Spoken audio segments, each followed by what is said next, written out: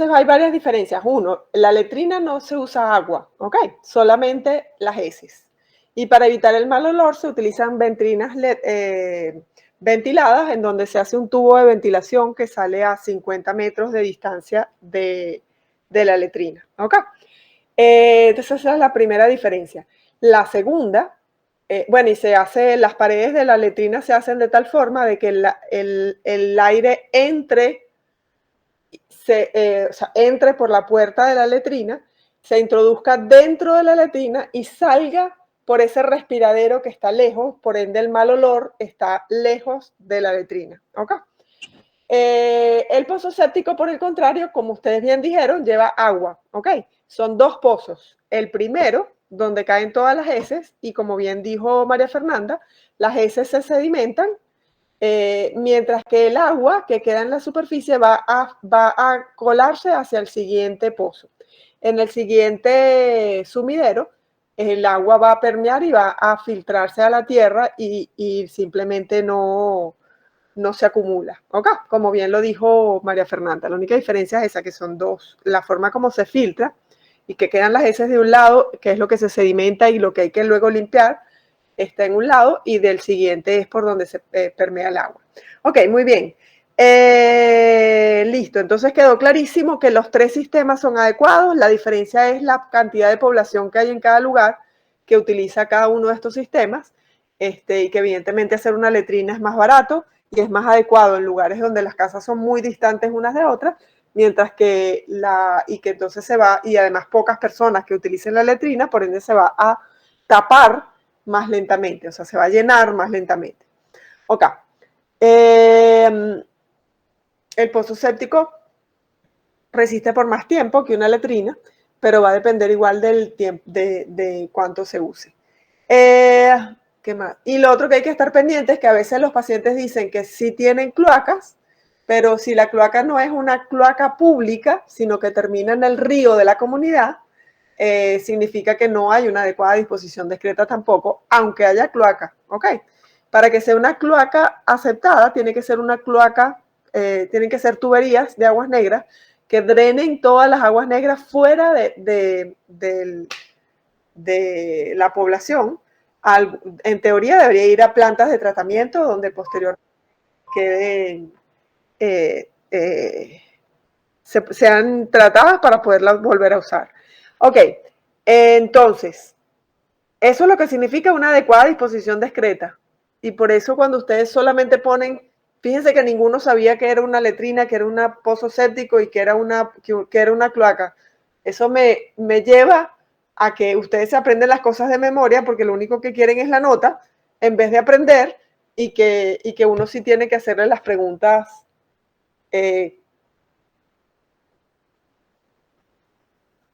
Y yo le tengo que dar acceso. Tú, Lizu, exacto, exacto. Ok, perfecto. Entonces entendimos lo que era, lo que significaba una adecuada disposición discreta. Perfecto. Entonces,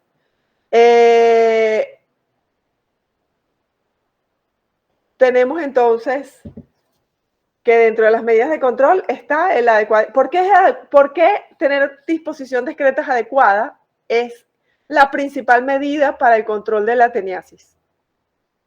¿Quién me explica por qué? Básicamente sería porque así se evita que el humano defeque sí, en el suelo y eso contamine la tierra, donde posteriormente ese suelo va a contaminar Ajá. y ¿Y luego los alimentos. qué papel juega el humano dentro de esta enfermedad, dentro de la transmisión? ¿Cuál es su papel? ¿Por qué es tan importante?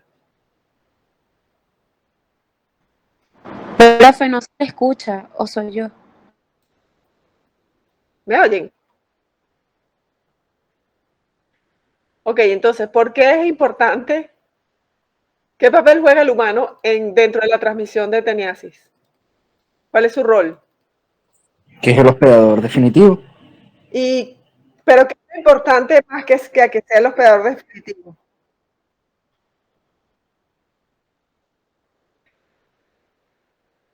Y que dentro de la cadena epidemiológica, ¿qué papel juega él?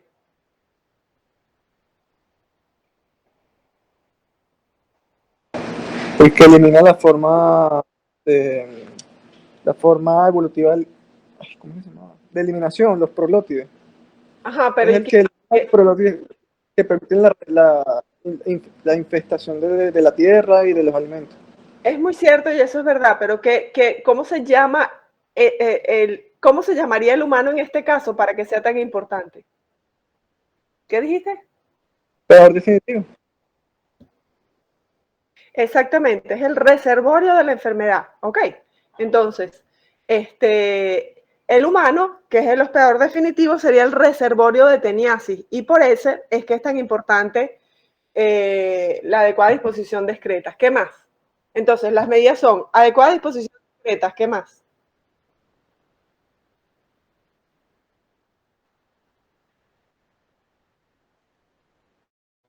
Eso entra también. ¿Qué más? ¿Qué ibas a decir?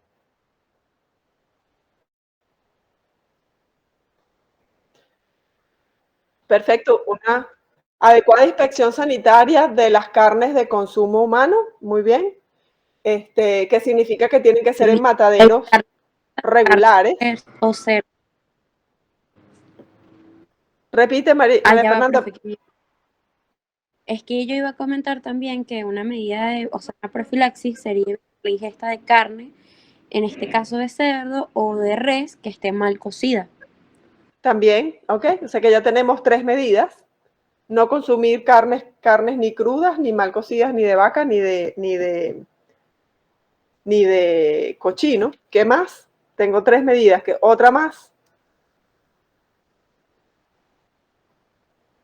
Ya lo dijiste, esa fue la segunda. ¿Qué más?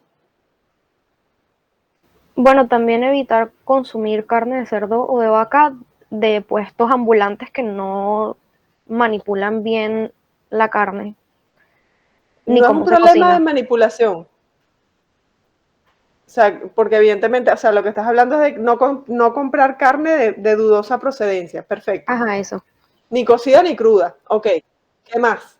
Muy bien. Tratamiento a las personas con teniasis y a su núcleo Perfecto, familiar. eso es importantísimo, porque si yo trato, le quito la teniasis al hospedador definitivo, al reservorio, automáticamente, aunque yo no tenga ni una adecuada disposición de excreta, particularmente la disposición de excreta, no voy a contaminar al hospedador intermediario. Ok, perfecto, entonces tratar también al humano, a todas las personas con teniasis.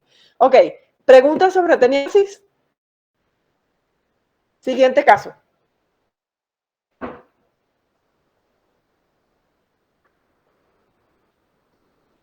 ¿Quién lo lee? Hay una mano levantada, Mariana. ¿Qué quieres preguntar? Mariana Rojas. Profe, yo creo que Mariana estaba diciendo presente, pero ella creo que no tiene el micrófono muy bueno, entonces creo que fue eso. Bueno, espero que escriba, porque si no, se fue, dejó la mano abierta y se fue a otra cosa. Ok, el siguiente caso.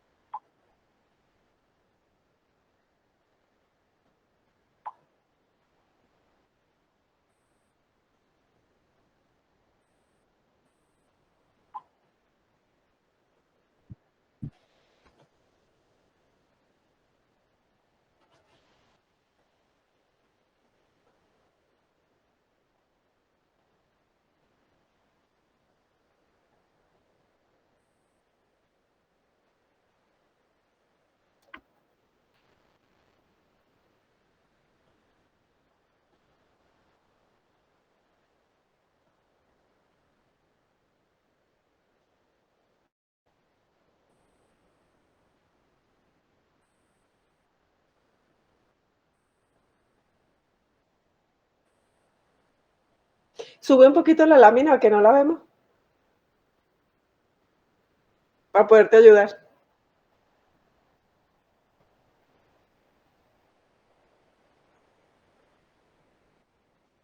¿No? Se te movió de más.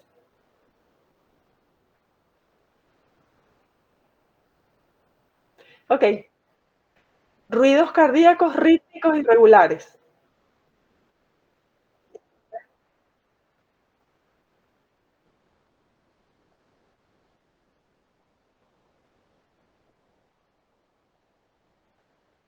Hidroaéreas.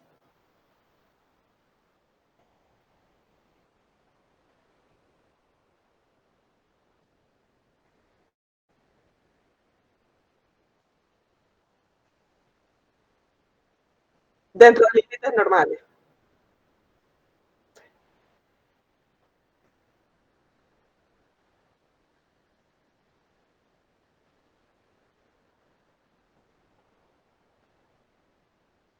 Segmentados. Linfocitos.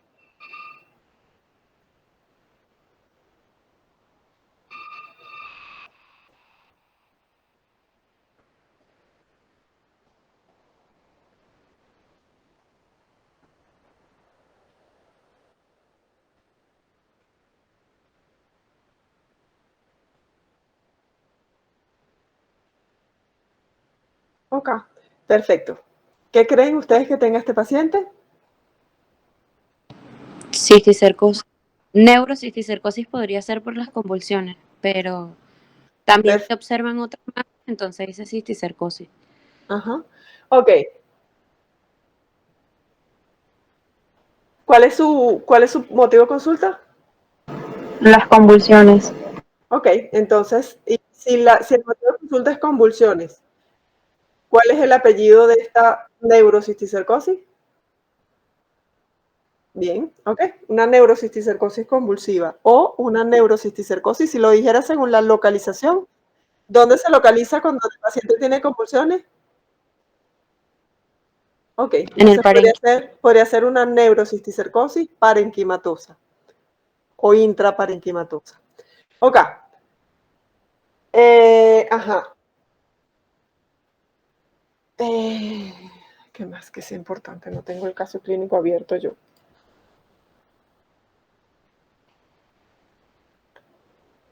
Ok, entonces, ¿cuáles son los síntomas que tiene este paciente por lo que escogimos? A ver, esto es un ejercicio similar a lo que ustedes harían en el examen, ¿ok? Y la razón de ser por la que lo hacemos es porque necesitamos, porque es por la que lo discutimos aquí con detalle, es porque la forma en que lo discutimos y todo lo que yo les estoy preguntando es lo mismo que va a decir el examen, ¿ok? Lo que uno espera de ustedes que escriban en el examen. Entonces, ¿cuáles son esas cosas que tiene el paciente que me indican que es una neurocisticercosis convulsiva? Porque mi impresión diagnóstica, ya llegaron a la impresión diagnóstica, todo está bien. Neurocisticercosis convulsiva o neurocisticercosis parenquimatosa. Esa es la impresión diagnóstica. Agente causal.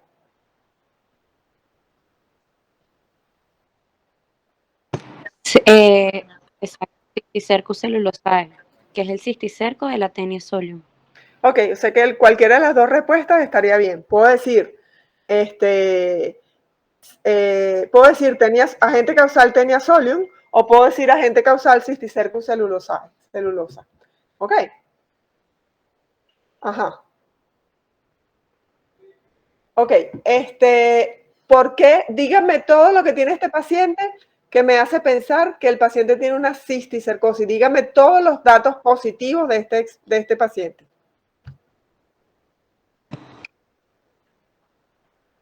Muy bien, convulsiones. Que son tónico-clónicas, es decir, que está afectando el sistema motor, por lo tanto, ahí dices que, o sea, si son convulsiones tónico-clónicas, es que está ubicada en el parénquima y refiere entonces a una neurocisticercosis parenquimatosa.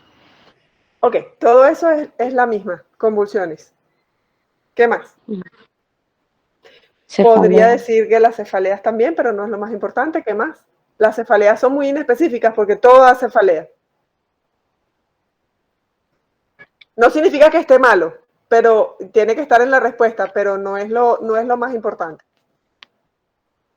Que trabaja en una finca, profe, y está en contacto, en este caso dice perros, gatos, cochinos y ganado vacuno. Perfecto. Entonces, lo que tú me estás diciendo es los antecedentes epidemiológicos, ¿sí? Esos antecedentes epidemiológicos realmente, o sea, cuando yo hago diagnóstico, ¿en qué me tengo que basar primero? En la clínica, ¿ok? Incluye la enfermedad actual y el examen físico y el motivo de consulta, por supuesto, ¿ok? Entonces, primero agoto todo lo que tiene que ver con los signos y síntomas que presenta el paciente. Luego que ya yo tengo todos esos signos y síntomas, voy a utilizar el diagnóstico clínico en la parte epidemiológica, ¿ok? Y voy a seleccionar de todo lo que está ahí lo que realmente es relevante. ¿Me siguen? Sí. Ok. Entonces, no es que esté mal lo que dijiste, pero primero quiero todo lo que tenga que ver con signos y síntomas que presenta este paciente de una neurocisticercosis parenquimatosa. Ya dijeron La convulsiones, ¿qué más? cefalea, vómitos. El vómito es típico de esta enfermedad. De hecho, niega fiebre, vómitos y otras sintomatologías. Ligera Tienden a afasia leer. y confusión total. Eso sí, Y la el confusión. paciente tiene después de la convulsión, presentó afasia y confusión mental, que es un estatus posictal, ¿ok? Y probablemente la afasia sea una secuela de las convulsiones.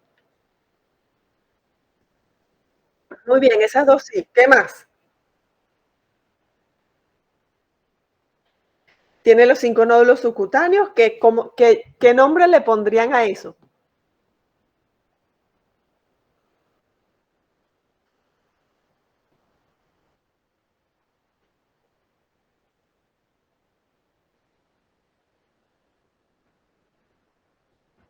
Extraparenquimatoso, profe. No, ese nombre es para sistema nervioso central.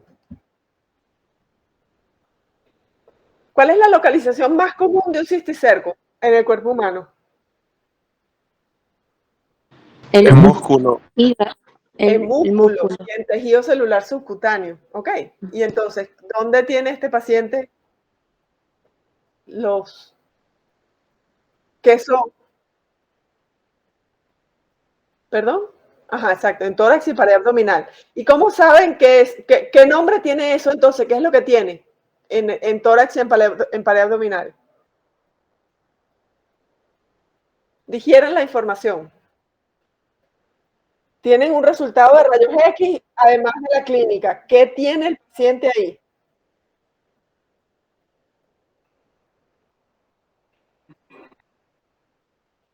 A ver, la descripción clínica de signos y síntomas son unos nódulos. Muy bien. Pero tienen además unos rayos X. ¿Qué son esos nódulos? Calcificaciones, profe. Nódulos calcificados de cisticerco. Ok, cisticercos calcificados. ¿Ven que no es lo mismo decir, ah, mira, sí hay unos nódulos, que son unos nódulos de oncocercosis? O sea, lo que tienen es que ubicarse en el caso clínico y darle sentido lógico a todo lo que están viendo, porque si está ahí en el caso, es porque es común en esa enfermedad y el profesor te está pidiendo que lo identifique. Ok, entonces el paciente tiene 5 nódulos subcutáneos que coinciden con características comunes, o sea, características típicas de cisticercos calcificados que no están adheridos ni a planos profundos ni a planos superficiales, ¿ok? Entonces, y son duros porque si están calcificados, pues son de calcio, ¿ok? Ok. ¿Entienden la diferencia en cómo justificar? Espero que sea todos y no solo los que responden. Ok. Sí, A ver, ¿qué otra cosa hay? ¿Qué otra cosa hay que tenga que ver con...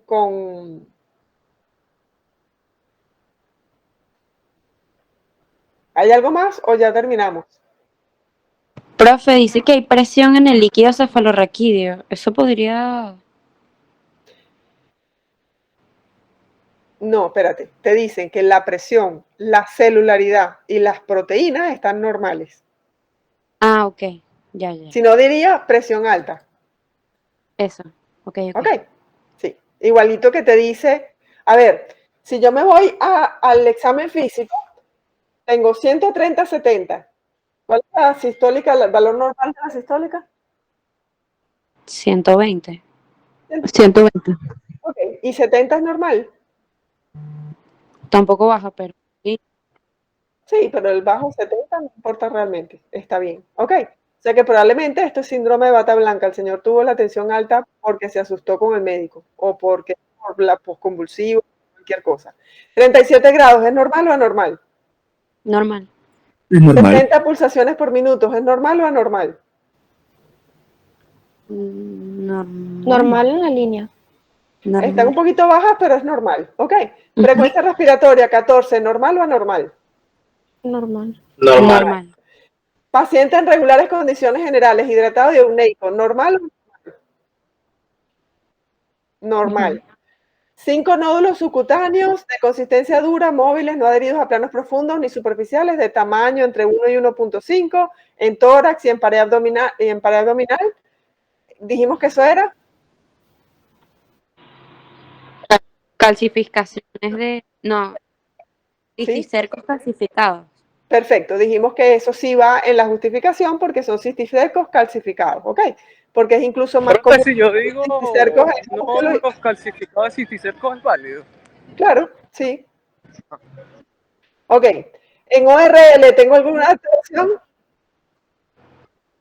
En cardiopulmonar tengo alguna alteración.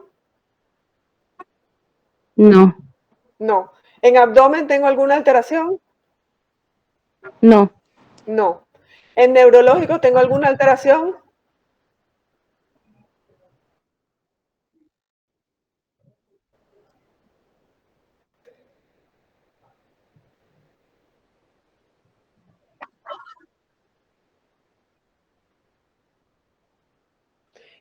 Es verdad, arriba dice que tiene afasia, pero abajo dice que todo, pero bueno, todo bien. Ujú. bueno, y que consciente no se escribe así, falta una C por aquí. Ok, en el momento en que le hicieron la evaluación, en teoría aquí arriba decía que luego de terapia adecuada, recobre el conocimiento, o sea, le dieron un anticonvulsivante y al despertar, o sea, posteriormente tenía una ligera afasia y confusión mental. Y cuando uno está confundido, normalmente no está en tiempo, persona y espacio. ¿Ok? O sea que muy bien, aquí dice que no hay nada, pero arriba dice que sí. ¿Ok? Está bien. Y lo importante sería lo que da positivo que está descrito acá, y esto es un error en la descripción del examen físico neurológico. ¿Ok? En el examen de sangre, ¿ya alterado? Dígame.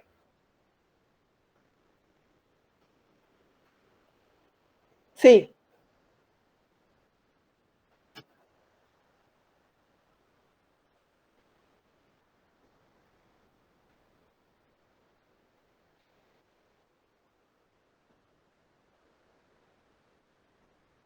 sí.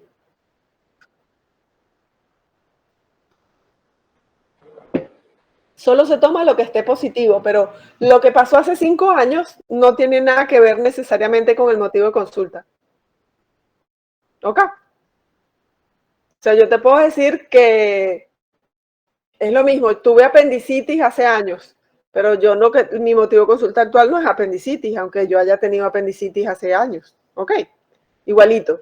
Que yo haya tenido anemia no significa que hoy tengo anemia y que esa sea parte de mi clínica hoy. ¿Ok?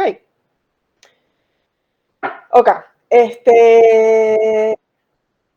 Bueno, y ya por supuesto abajo en la rayos X le dice que están calcificados tanto en tejido muscular como en tejido celular subcutáneo. Tengo calcificaciones, que forma parte de lo que dijimos que eran nódulos calcificados. Ok, terminé con la clínica. Ya puse todo lo que tenía que poner. Ahora viene la parte epidemiológica. ¿Qué voy a escribir de la parte epidemiológica? Que sea relevante para este caso.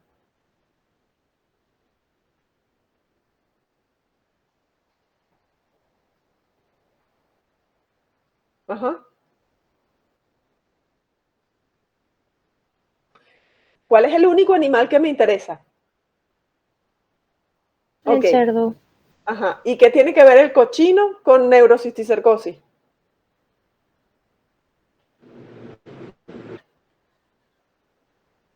¿No?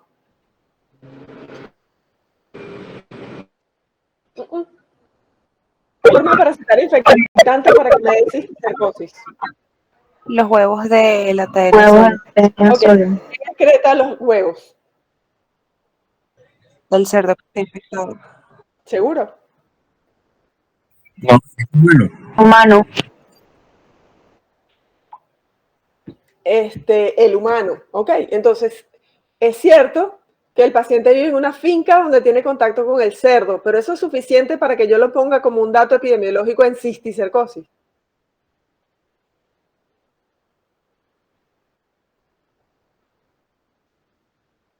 Ujú.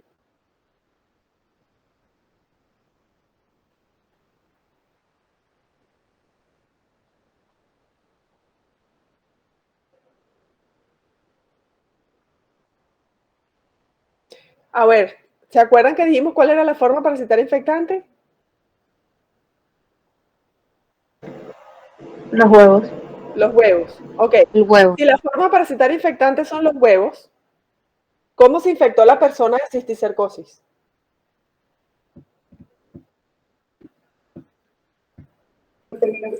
Por comer carne contaminada. No, carne no. porque Por es agua un Cerdo, contaminada. perdón.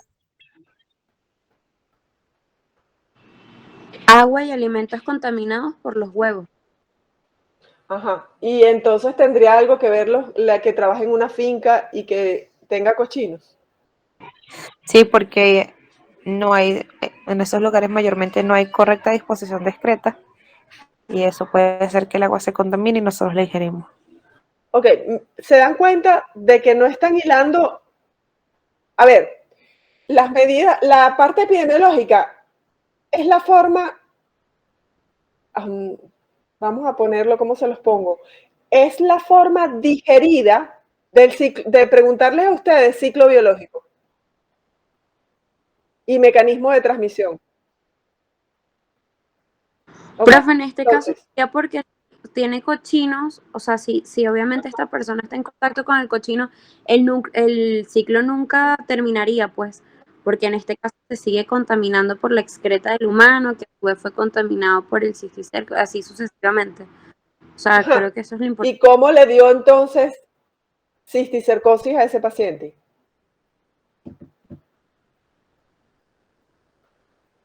porque primero ingirió la carne de cochino y luego lo excretó, o sea, excretó los huevos, y en este caso hay esa inadecuada disposición de excretas hizo que el paciente como tal, en este caso puede ser una reinfección. O sea, en este caso el paciente se vuelve a contaminar con No las se llama heces, reinfección, se llama autoinfección. autoinfección. No, hétero no. Hétero significa Ah, que vino de otra fuente, de otra fuente.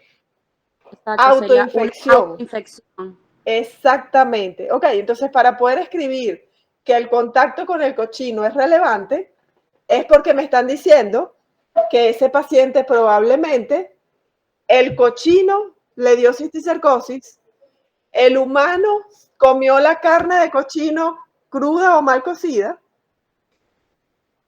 el humano hizo teniasis y posteriormente, teniendo teniasis, se autoinfectó y le dio cisticercosis. ¿Ok? Exacto. Y si en este caso, si hay en el núcleo familiar otra persona que tenga tenia, se puede generar una heteroinfección, es decir, que la persona ingiera los huevos del otro individuo, pues de la otra persona. Exactamente, y podría contaminar si esa persona tiene teniasis. De hecho, hay un caso clínico de hace muchos años en el medical, en una revista de medicina interna de Estados Unidos, que hablaba de un grupo de judíos a los cuales a todos les dio neurocisticercosis.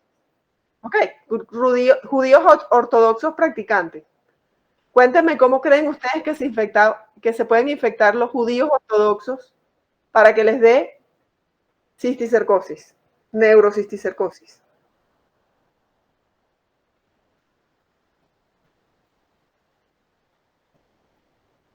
Ok, ¿y cómo explicas que haya sido en forma de epidemia y no un hallazgo incidental? Porque es difícil, o sea, estamos hablando de distintas familias, o sea, fue una congregación, no un grupo familiar. Por comer ensalada contaminada, doctora. A lo mejor en un Shabbat Ajá. y el agua, o en la mezquita, el agua. Búsqueme otra fuente más, que otra manera más fácil de la comida, algo que tenga vegetales. que ver con la comida. Contaminadas o vegetales que solamente se lavan con agua y el agua estaba contaminada. Las concentraciones no serían tan altas para que le dé a todos, le daría a algunos sí, otros no, no sería tan. ¿Qué otra cosa creen que puede haber pasado? Pero puede ser también una persona que habitaba en la casa, o sea, no necesariamente puede ser el personal de limpieza o alguna otra persona que pues adquirió el cisticerco de parte del cochino y bueno, nada, comió carne de cochino mal cocida con cisticerco y esa persona excretó, tuvo una mala disposición de excreta e infectó al núcleo familiar. De hecho fue así, fue la cocinera. ¿Y qué fue lo que pasó? ¿Si fue la cocinera? Bueno, profe, ya no sé, en este caso hubo una mala disposición de excretas y bueno, en este caso la persona, ponte que se rascó el rabo y bueno, perdón, profe, vulgarmente, ¿no? No, pero sí, tienes razón. Fue prácticamente eso, capaz tuvo eso, pues le dio prurito y allí pasó los huevos a la comida y por eso infectó el núcleo familiar porque ella ya tenía teniasis y en ese momento ella al defecó con los huevos y bueno, infectó a las personas que estaba haciendo la comida para el Shabbat, pues no sé. Exacto, entonces fue una cocinera que tenía teniasis y por mala higiene, no por inadecuada disposición de excretas, ¿ok? Porque eso fue en Nueva York. Y en Nueva York, evidentemente, en todos los lugares hay posetas con cloacas públicas. Entonces, ella tenía teniasis, no se lavó las manos después de defecar y cuando se limpió, evidentemente, se tiene que haber ensuciado y, o se rascó, como bien dices tú, y contaminó la comida con la que se alimentó todas las personas que fueron a ese Shabbat, por ejemplo. ¿Ok? Entonces, eso fue lo que pasó y no necesariamente tuvieron esas personas, no es el contacto con el cochino, ¿ok? ¿Me entienden? O sea que si en el examen, si la pregunta es de cisticercosis y ustedes ponen por contacto con cochinos, está malo. Porque el contacto con el cochino, primero que contacto con el cochino es abrazar al cochino. ¿Ok? Profe, una pregunta. Dígame. En este caso, o sea, lo importante para hablar cuando nosotros nos referimos al caso de cisticercosis, es decir, que en cuanto a los cochinos, o sea, la prevención de ingesta de si por ejemplo vive una familia en una zona rural que tenga cochinos. Lo importante allí, que usted estaba preguntando al principio, en ese caso sería lo de la ingesta del cochino por parte de la persona, ¿cierto? Para que se desarrolle la cisticercosis. No es la ingesta del cochino, ¿ok? Es el tener teniasis y que al tener teniasis puede haber contaminación fecal oral. Eso, o sea que no es como tal en el cisticercosis, lo importante es que esa persona ingiera el cisticerco, adquiera la teniasis y de esta manera por el agua o alimentos contaminados, o sea, esa persona excrete, contamina el agua, los alimentos y de allí es que se tiene entonces la cisticercosis, ¿no? Con la ingesta de Sí, para otras personas y para ella sería por autoinfección, o sea, se metió las manos llenas de caca en la boca. ¿Ok? Profe. Ok, perfecto. Sería autoinfección. Dígame. Entonces, para que la persona padezca de cisticercosis, debe obligatoriamente consumir los huevos. Ahora, yo tengo esta siguiente duda. ¿Hay posibilidad de que el proglótide grávido se rompa dentro del intestino del ser humano y esos huevos puedan transformarse en larvas de cisticercosis? Sí, está descrito que puede haber pero lo que pasa es que tiene que ser en circunstancias en donde el huevo, una vez en la luz intestinal, sea arrastrado hasta estómago y devuelto otra vez a intestino para que se rompa la capa externa del huevo. ¿Ok? O sea, Pero no es tan común. O sea, regresa hacia estómago Ajá. para que... Para que los ácidos gástricos hagan su papel de romper la cáscara del huevo. Como decir regurgitación, Sí. algo así. Sí. Okay. Ajá. Pero para casos de nuestros estudios teóricos prácticos nos quedamos con lo que estamos trabajando, que tienen que ser eliminados para ser consumidos. No, bueno, también existe el peristaltismo retrógrado, o sea, que haya un peristaltismo retrógrado, pero tiene que haber peristaltismo retrógrado para que pueda ocurrir. No y es eso tan aparece común. ahí en los ¿En la exámenes. clase? No, o sea, en el caso clínico apareciera, tiene peristaltismo retrógrado. Bueno, te dirían que tiene vómitos. Ah, ok, ya compré. Ok. Listo, gracias. Para que lo pongas, sí, o si te preguntan los mecanismos, pues bueno, podrías ponerlo aparte. Ok, entonces, ¿cómo hago diagnóstico de neurocisticercosis parenquimatosa?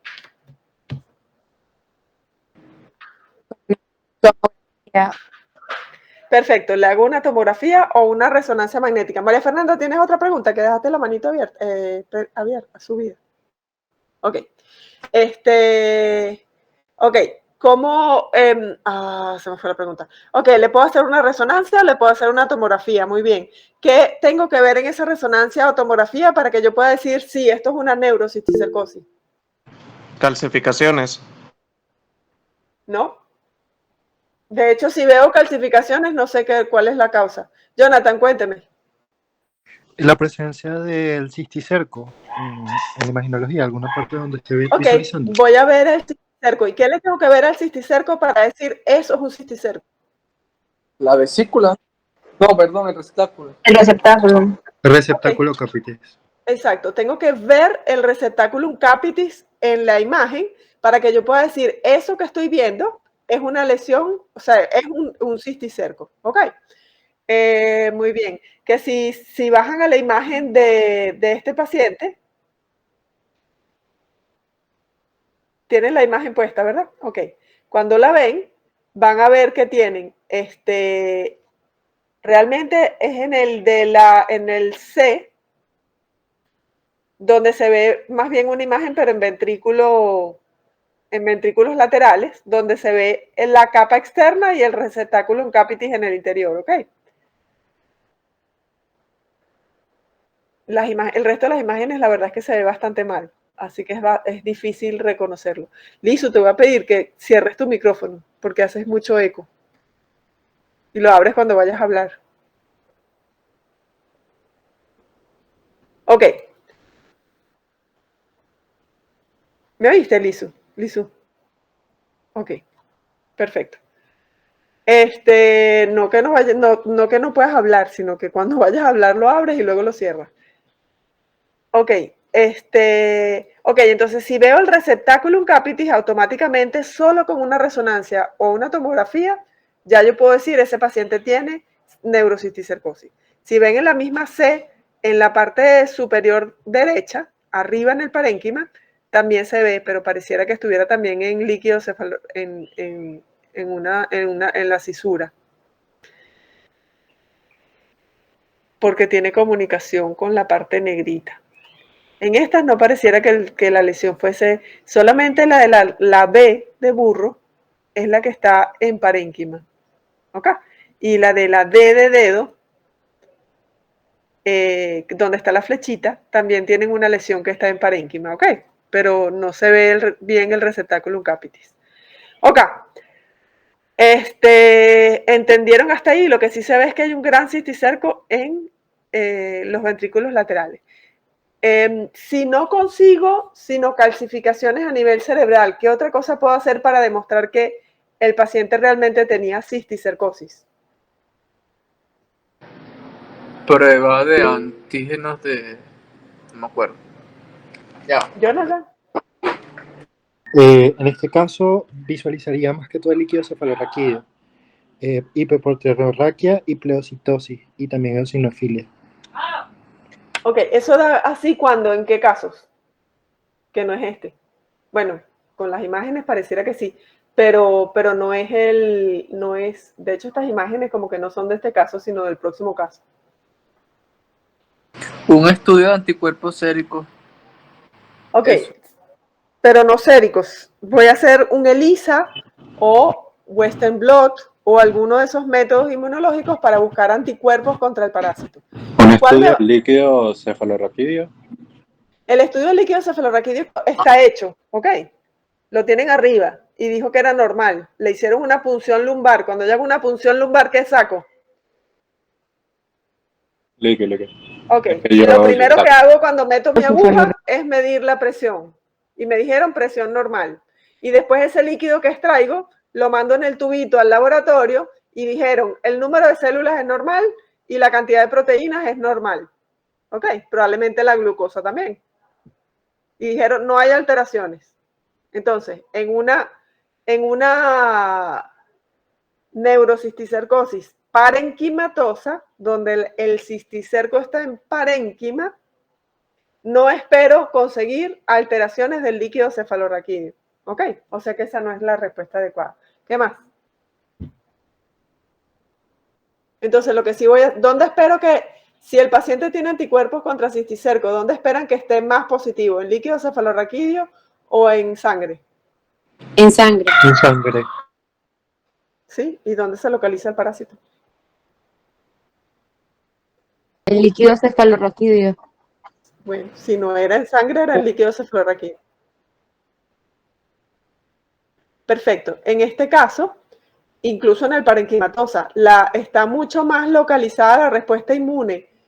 A ver, ¿cuándo empieza la respuesta inmune contra un cisticerco? Cuando el cisticerco muere, o sea, cuando se está degenerando. Ok, y si se está degenerando, ¿dónde está ocurriendo la respuesta inmune? Dijimos que estaba ocurriendo la respuesta inmune de este paciente. En el parénquima. Exacto, en el parénquima, en el tejido. O sea que, ¿dónde va a haber más anticuerpos? ¿En el parénquima del sistema nervioso central o en la sangre? En el parénquima del sistema nervioso central. Ok, ¿y dónde entonces esperan que haya que consiga más anticuerpos? ¿En el líquido cefalorraquídeo de ese sistema nervioso central o en la sangre? En el líquido cefalorraquídeo. Ok, perfecto, como bien lo dijeron ya ustedes mismos. Ok, entonces ciertamente yo Profe. ese líquido cefalorraquídeo lo voy a mandar para que igualito le busquen los anticuerpos. Ok, dígame. Estaban diciendo que es cuando se degenera el cisticerco, pero Sí. yo había entendido que también era cuando él comenzaba a como tener ya los últimos años de vida, que perdía su capacidad de evasión. ¿Será que Bueno, eso incluye lo mismo es lo mismo. vegetativo? Es lo mismo. Ok. Sus últimos momentos de vida es cuando empieza a degenerar. Vale. Ok, Doctor, dígame. yo tenía una pregunta sobre ¿sabe que en la clase que usted nos dio nos colocó las láminas? Y dentro de las láminas nos colocaba, por ejemplo, la patogenia de la cisticercosis, que era mecánico-obstructiva o mecánico-compresiva. Sí, Pero y luego en este caso, ¿qué creen que sea en este caso? compresiva. Ok, ¿por qué? Porque en este caso la compresiva es característica de las convulsiones. O sea, las convulsiones son tipo Grand-Mal. Ok, ¿y qué es lo que está produciendo las convulsiones? La presión que ejerce ¿No? ¿no? ¿No? La obstrucción del líquido cefalorraquídeo. ¿No? No es. Tampoco. El aumento de El edema. Muy bien, el edema, ok. El edema es inflamación y es esa inflamación la que me está produciendo alteración en las neuronas para que haya convulsiones, ok. Sí, Está pero cambiando el lugar. Ajá. entonces en esas láminas usted nos coloca, por ejemplo, la clínica según que si es convulsiva, si es hipertensiva, dependiendo de dónde se localiza la lesión. Pero más adelante nos coloca, por ejemplo, encefalitis, forma ventricular. Esa neurocisticercosis, eso va a ser hacer la clínica dependiendo de dónde se ubica el cisticerco. Sí, y la encefalitis, ¿cuál es la clínica de una encefalitis? Aumento de la presión intracraneal. No. Edema encefalitis.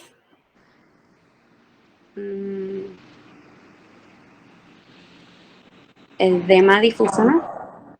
Ah, epilepsia. Exacto, convulsiones. Okay. Exacto. El término epilepsia se utiliza cuando la persona ya queda con secuelas en donde él va a hacer convulsiones a repetición y esa persona es epiléptica. En este caso, como son convulsiones nuevas, como son cuadros convulsivos nuevos, se les llama convulsiones y no epilepsia. Ok, probablemente caiga en epilepsia, pero todavía no se llama epilepsia. Ah, bueno, okay. Entonces, dependiendo de dónde estaba el neurocisticerco, usted nos colocó las láminas. Pero aquí nos coloca, por ejemplo, que si está en el espacio supracnoideo, dice que es cerebrovascular, si hay infarto, pero hay una parte que yo no entendí, que es cuando dice cefaleas vasculares. Allí es cuando lo encuentras en qué masa encefálica. Las cefaleas vasculares suelen asociarse, son posicionales y suelen asociarse más a los cuadros ventriculares, cuando está ubicado en los ventrículos y que el cisticerco se mueve. Okay. Y son posicionales porque se mueve el cisticerco y ocluye temporalmente y esos aumentos de presión producen el dolor de cabeza. Ok, gracias. De nada. Ok, entonces, cuando es parenquimatosa, dependiendo de la localización, vamos a tener distintos tipos de convulsiones. ¿Ok? Cuando es en área motora, evidentemente va a ser tónico-clónica. Pero si la localización es en otros lugares, yo puedo tener otros tipos de convulsiones. ¿Ok? No solo las tónico-clónicas. Ahora, indiferentemente de la localización, si está en parénquima, ¿cuánto tiempo pasa desde que el momento se infecta, desde que el paciente se infecta hasta el momento en que aparecen las primeras convulsiones? 5 a 7 años. 5 a 7 años, ok. ¿Y cuánto tiempo pasa desde que el paciente se infecta hasta que aparecen los nódulos subcutáneos y musculares? 3 meses, ¿no? Dime, Jonathan. En este caso, el cisticerco se forma en 3 meses, en el tejido donde se localiza. Ok, ¿y cuánto mide un cisticerco?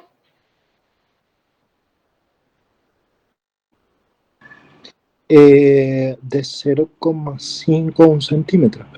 Ok, perfecto. ¿Y cuándo creen ustedes que ese nódulo da síntomas? Porque es cierto que en 3 meses va a aparecer el cisticerco, pero va a ser muy chiquitico y va a ir creciendo. No te oí, Lizu, repite.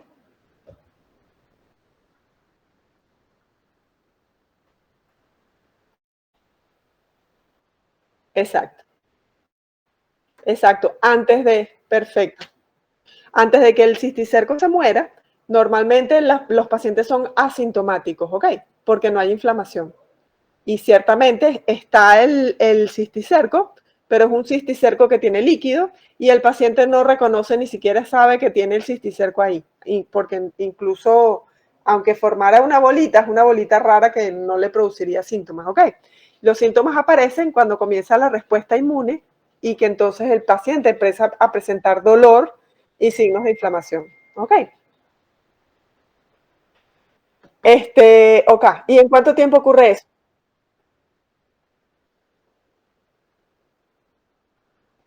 No, 5 a 7 años es ¿en dónde?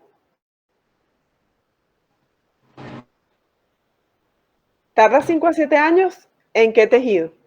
Sistema nervioso central. En sistema nervioso central y dentro del sistema nervioso central en parénquima. ¿Y por qué? Porque el parénquima es un órgano inmunoprivilegiado. Ok, porque el sistema nervioso central es un órgano inmunoprivilegiado. Ok, y entonces, pues no, el parásito tiene mecanismos de evasión propios de él y adicionales a eso va a tener la localización como protección para que no haya respuesta inmune contra él y que él pueda sobrevivir por más tiempo. Ok, ajá. Ahora, el paciente también tiene unos nódulos. ¿Por qué los nódulos subcutáneos están calcificados si los nódulos, si las lesiones en nivel del sistema nervioso central todavía tienen receptáculo capitis en su interior y líquido dentro de la vesícula?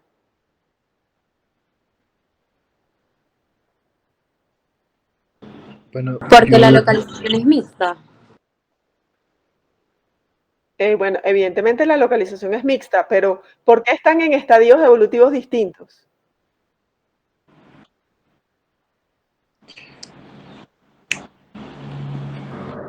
Porque el parásito se diseminó en ese tiempo que estuvo. Evidentemente que se diseminó. A ver, primero, normalmente la infección ocurre todo al mismo tiempo. No es que uno se come huevos, bueno, podría ser, pero no es el caso. Normalmente cuando la persona se infecta y se come todos los huevos que se iba a comer. ¿Ok? Y la diseminación ocurre en el momento. Sí. Y esa diseminación puede ser solo a nivel sistema nervioso central, solo a músculo o mixta y que llegue a múltiples lugares. Perfecto. Pero porque en el mismo tiempo, o sea, yo hoy le hice unas rayos X de tórax a ese paciente y de abdomen y de extremidades y conseguí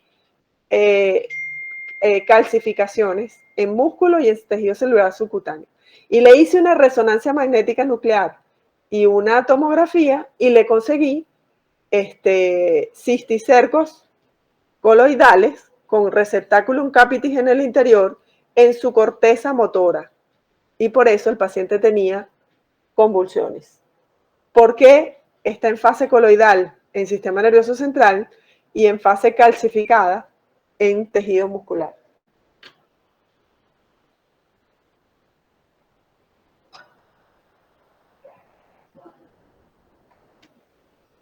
Ya me dieron la respuesta, lo que tienen es que terminar de hacer el análisis y entender. Pues se los voy a preguntar en el examen y después me lo agradecerán, aunque ahorita quieran estrangularme.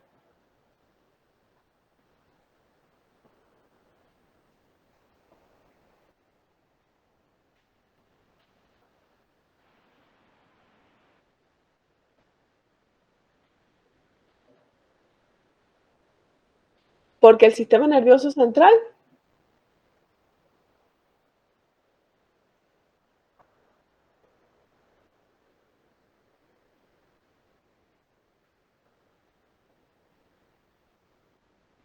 ok, entonces, no es que no tengas, esa es la explicación, pero vamos a explicarla poco a poco, o como debería estar el razonamiento. ¿Quién se murió primero, el del sistema nervioso central o el de los músculos? El de los músculos. El de los músculos. Okay. Entonces, la vida media normal de ese cisticerco debió haber sido ¿cuánto tiempo? ¿Cuándo es la vida media normal en cualquier otro tejido de un cisticerco? 2 a 3 años. 2 a 3 años, ok.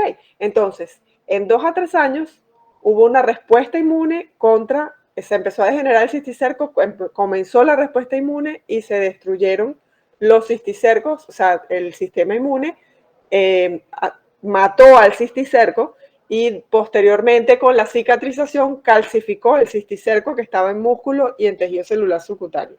¿Ok? Por el contrario, cuando los que estaban en el sistema nervioso central a nivel de parénquima, por estar en un órgano inmuno privilegiado, logran sobrevivir por más tiempo, pero igualito, en 5 a 7 años va a haber muerte del cisticerco y se va a generar una respuesta inmune contra el cisticerco. Ahora, ¿por qué entonces la clínica está ocurriendo ahorita en el sistema nervioso central? Porque el cisticerco se empezó a degenerar allí. ¿Y qué ocurrió? El sistema inmunológico lo reconoció y entonces se inicia ese proceso inflamatorio y por lo tanto empiezan los síntomas.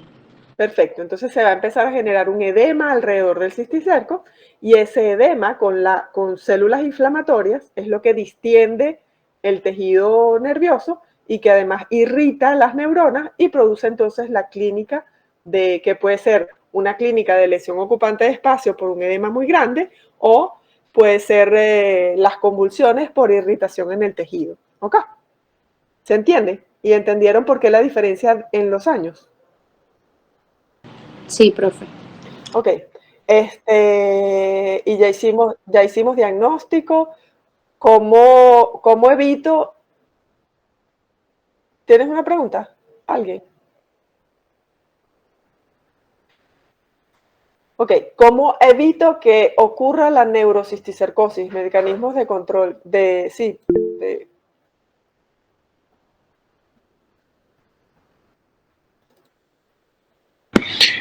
Bueno, evitar consumo de cualquier alimento o agua contaminada con huevos.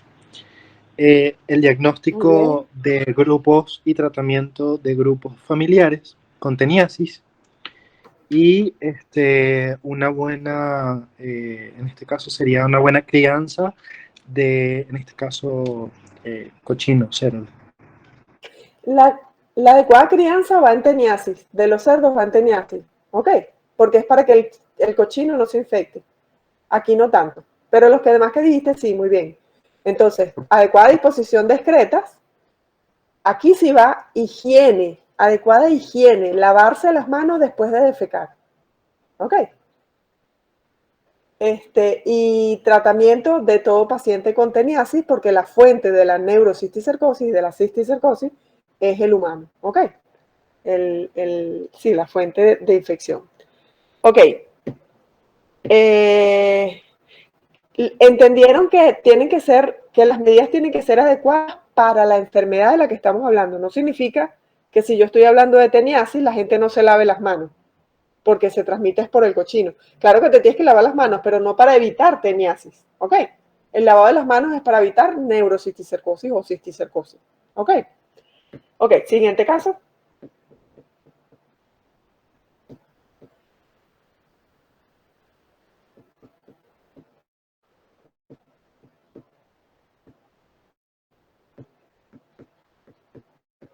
Profe, una pregunta, eso de las formas vesiculares, ¿dónde es que?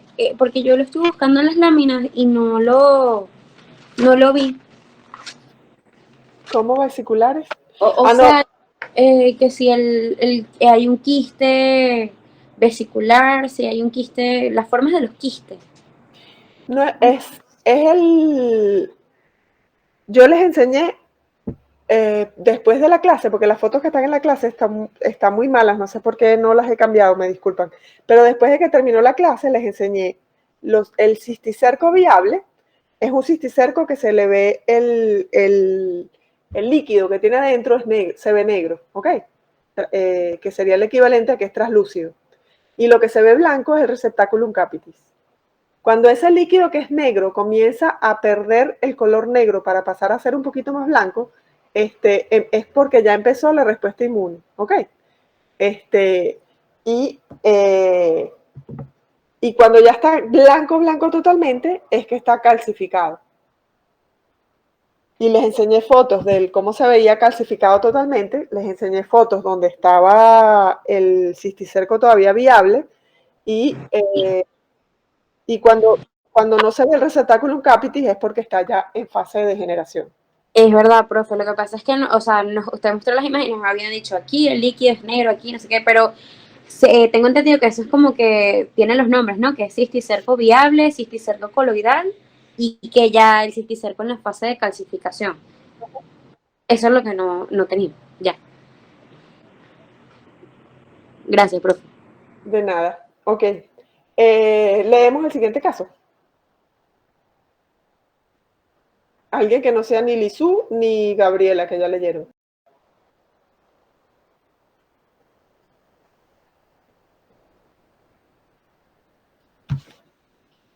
Daniel, ¿tienes micrófono? Sí, profe, sí tengo micrófono. Lea. Voy. ¿Los casos no los están presentando? Sí, lo tienes ahí en pantalla. No lo veo. ¿Quién está presentando la pantalla? Me sale la foto de Lizo, pero no me sale la... Voy a buscar los casos que nos mandaron. Profe, yo lo podría leer. Dale, María Fernanda. Entonces, enfermedad actual. Paciente femenino de 26 años de edad, natural y procedente de Cuba, estado Miranda, quien consulta por presentar cefalea intensa que no disminuye con analgésicos comunes, vómitos en proyectil y disminución progresiva de la visión. Antecedentes de importancia: tiene expulsión de parásitos en varias oportunidades, lombrices y cuadritos blancos, por lo que fue tratado con remedios caseros. Trabaja con su padre en un matadero de su propiedad. Refiere pérdida de 7 kilogramos de peso desde hace 3 años, aunque ha conservado apetito normal y vértigos ocasionales desde hace 1 año. En el examen físico podemos observar tensión arterial de 200 a 170, frecuencia cardíaca 60 ritmos por minuto, frecuencia respiratoria 14 y creo que es teóprofe de oxígeno. Temperatura oral. Ok. Temperatura oral de 37 grados. Ay, qué oxígeno. Paciente en regulares condiciones generales, hidratado y eupneico. Paciente apático. Dormita durante el interrogatorio, orientado en el tiempo, espacio y persona. Fondo de ojo, edema papilar bilateral. Ruidos cardíacos regulares y bradicárdicos sin agregados. Resto del examen de LN. Examen de laboratorio, tiene la hemoglobina en 12. ¿HT qué era, profe? Hematocrito. El hematocrito en 41, creo que son los glóbulos blancos en 9500. Fórmula sanguínea, S de 62%, L en 34%, M en 2% y E en 2%. En el examen de ESEP se observaron huevos de TN SP, orina y química sanguínea de LN. Otros exámenes, ya va, profe, que no lo tengo abierto aquí, para ver si pueden bajar un poquito la lámina o ya lo voy a buscar. Listo. Ya va. Ya lo estoy abriendo, profe. Como dicen ustedes, Lizu se fue al baño. Listo, profe, ya lo encontré aquí. Otros exámenes: tiene el líquido cefalorraquídeo, presión, proteínas y celularidad aumentadas con predominio de eosinófilos. RFC, que no sé qué es, profe, para cisticercosis es positivo. Y el TAC se observa en imagen calcificada de 10 milímetros de diámetro localizada en fosa posterior.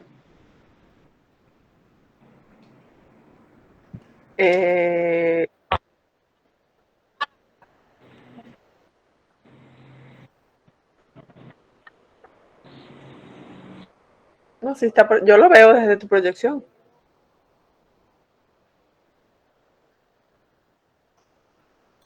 Está bien, no importa. Listo. Reacción,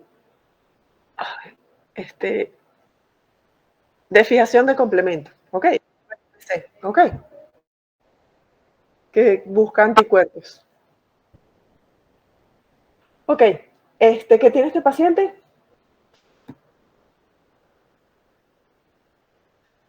Ok, ¿y apellido?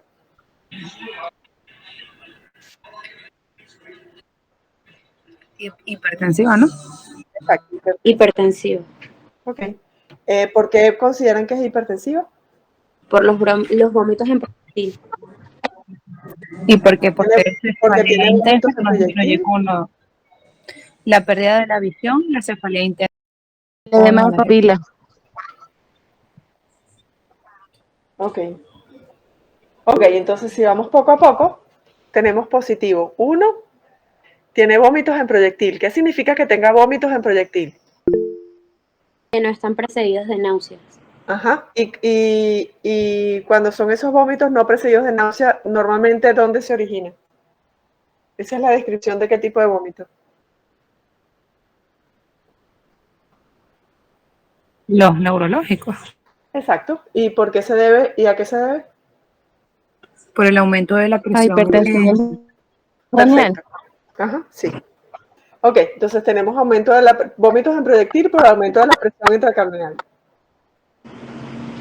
Disminución progresiva de la visión. ¿A qué se deberá? A que se puede encontrar en la cámara anterior del ojo, en este caso.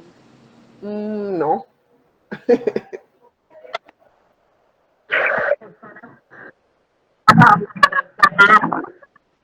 Ya va. María Fernanda, la que esté hablando. Ah, ok, listo. Es que hace mucho eco tu micrófono. Ajá, dime. Repite.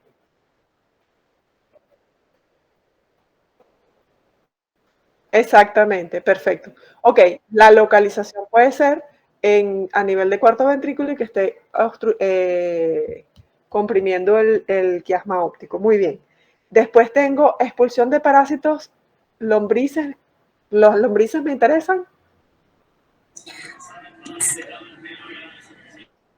¿Son relevantes para este caso?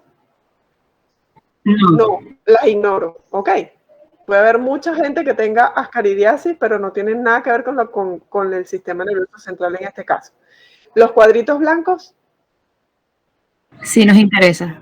Sí, porque está botando ¿qué? Los proglótidos. Proglótidos. O sea que yo no voy a escribir porque el paciente está excretando cuadritos blancos, no, sino porque el paciente probablemente está excretando proglótides. Ok. Y bueno, que los ha excretado anteriormente y que lo único que recibió fueron medicamentos caseros que no, o sea, remedios caseros que no necesariamente le hayan quitado. ¿Qué enfermedad? Teniasis. La teniasis. Muy bien. Tiene un matadero.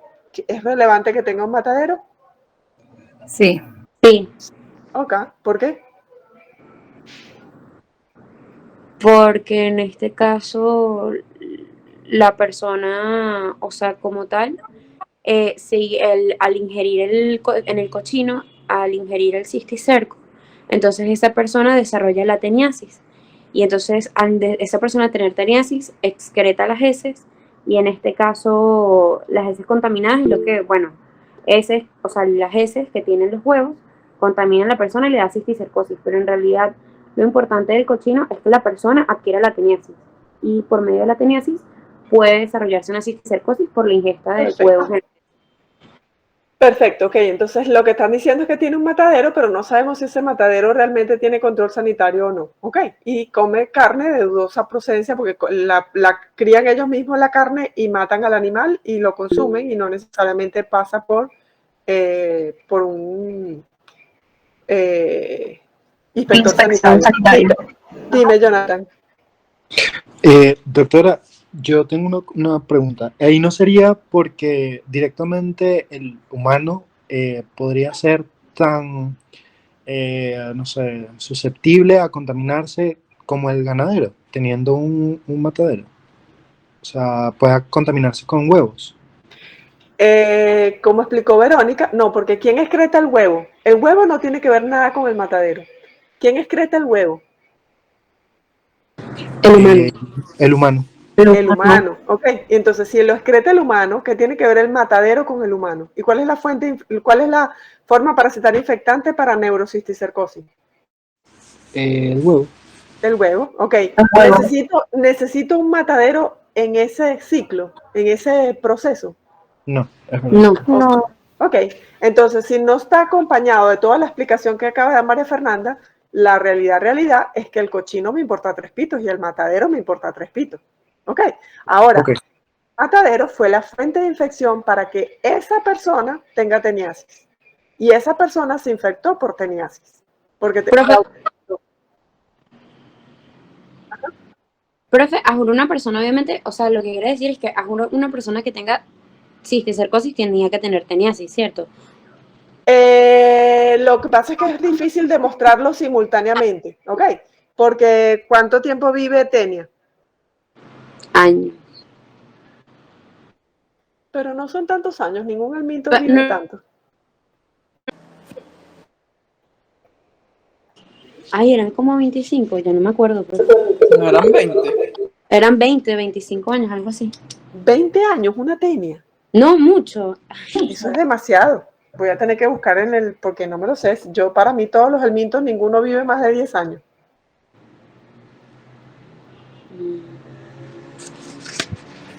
¿Cuánto vive una tenia?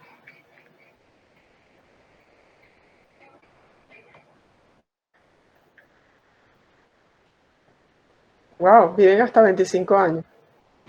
Ajá, yo había visto eso también. Ok. Yo no había visto eso. Nunca le hubiera puesto 25 años. Buscaré una fuente más confiable a ver si eso es verdad o mentira. Fíjate que dice varios años, pero en el CDC no nombran 25 años. Hay que buscar una fuente más confiable. Bueno, lo averiguaremos. Ok, el hecho es que la mayoría de las veces el paciente no tiene neurocisticercosis simultáneamente con la teniasis, ¿ok?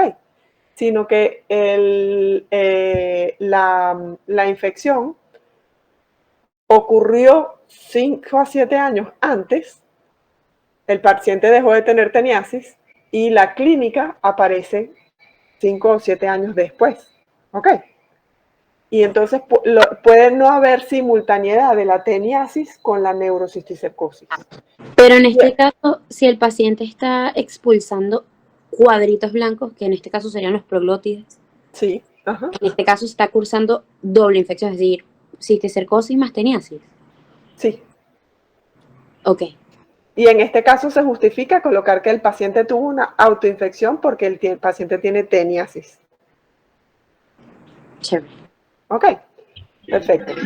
Dígame. Sí, en este caso, la teniasis y la cisticercosis estaban al mismo tiempo las dos. No lo entendía. Sí, en este caso sí. Ok. Y de hecho dice que hace 3 años tuvo pérdida de 7 kilogramos. Y desde hace un año empezó con síntomas como vértigo que podrían estar o no asociados a la tenia. Ok. Ok, entonces, ¿cuál es la localización de esta neurocisticercosis? Tiene que ser ventricular.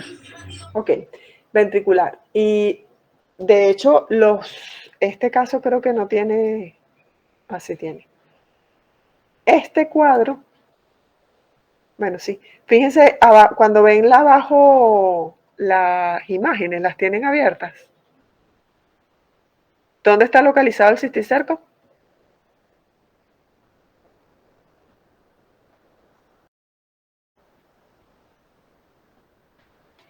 Si ven la imagen B1,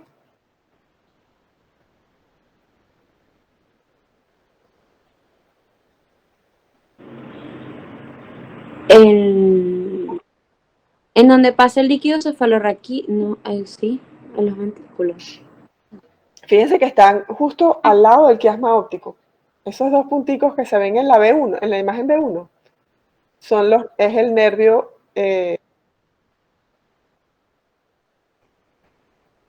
¿Perdón? Ese es el quiasma. Ahí está, exacto, el quiasma óptico. Exacto. Ok, entonces, el cisticerco. ¿Cuánto tiempo tarda un cisticerco en convertirse primero, ¿cuál es la forma? Si yo les pregunto, esta es una pregunta de examen típica mía y yo di cisticercosis, así que no se van a salvar. ¿Cuál es la patogenia? Eso lo teníamos que haber visto en el caso anterior. De la neurocisticercosis parenquimatosa. ¿Por dónde empiezo? Convulsiones. No, ¿cuál es la patogenia de esa convulsión? El edema. De la compresiva, perdón. A ver, chicos, yo soy muy quisquillosa cuando pregunto patogenia, ¿ok? Porque para mí, más importante que aprenderse las cosas de memoria es entenderlas.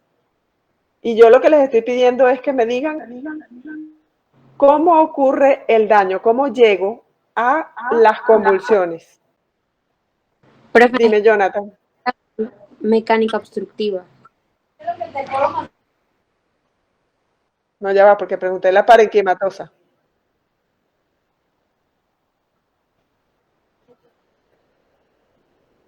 Bueno, yo diría que sería por obstrucción de los canales del líquido cefalorraquídeo. Ok. Está bien, vamos a hablar de la de ahorita porque se me olvidó preguntarlo en la anterior, pero ustedes están respondiendo este. Perfecto. Ajá. Sigue, Jonathan.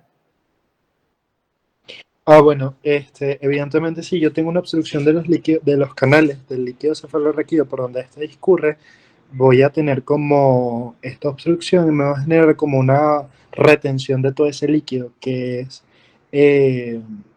este mecánico obstructivo de que me va a generar básicamente el edema, lo diría yo. No, el edema es de la parenquimatosa. Perdón. Ok. Bueno, sí, ok. En este caso, a ver, primero, a ver, ¿cuál es la forma parasitaria infectante de neurocisticercosis? La ingesta de huevo. El huevo. Ok.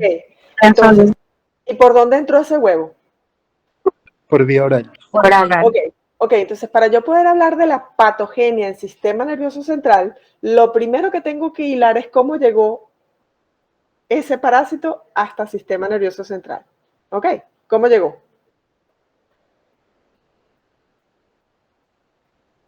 Sí, pero que ingerí fue un huevo. Y el huevo no llegó a ningún lado.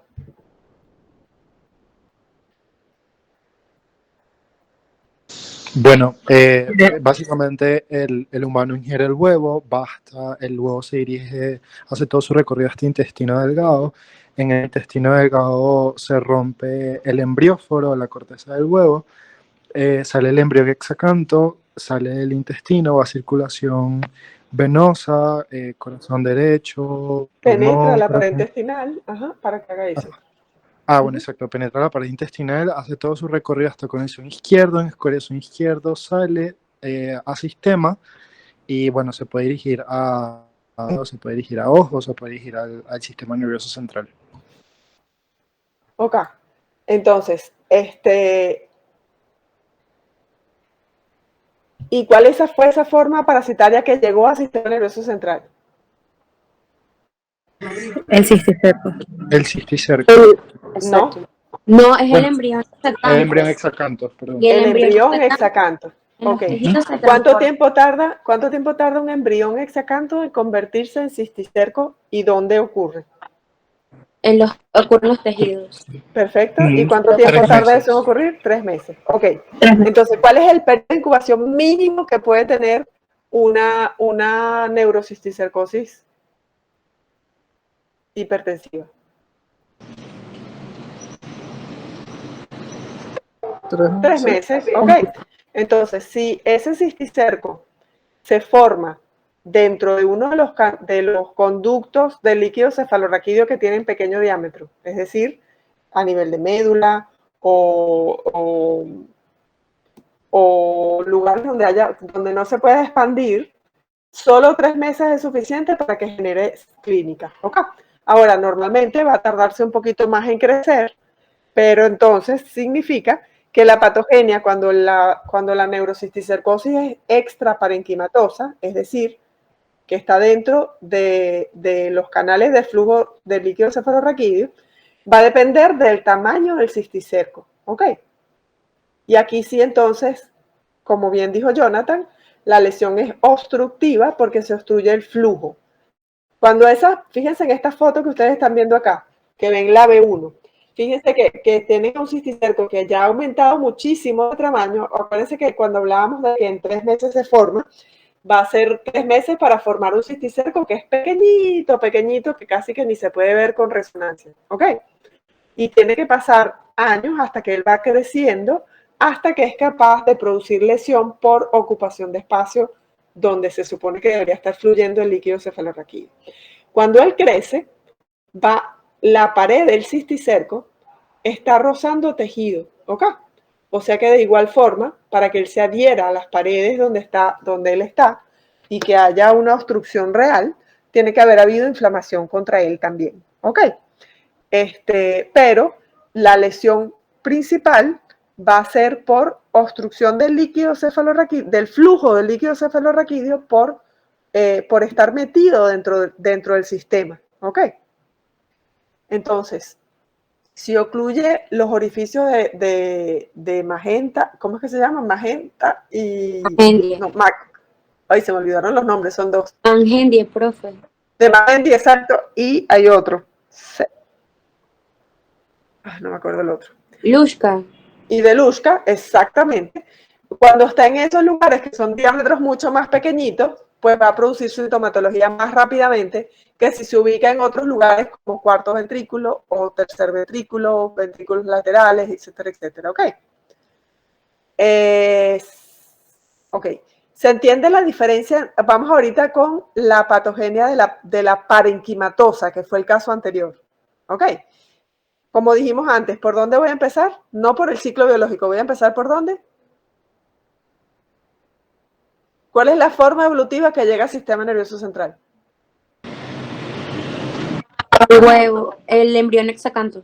Ok, o sea que mi patogenia va a empezar por el embrión hexacanto. ¿Qué hace ese embrión hexacanto? Perfecto, hasta que llega a... Ajá, llegó al sistema nervioso central y llegó a parénquima. ¿Qué pasa luego? Ah, ¿y qué pasa?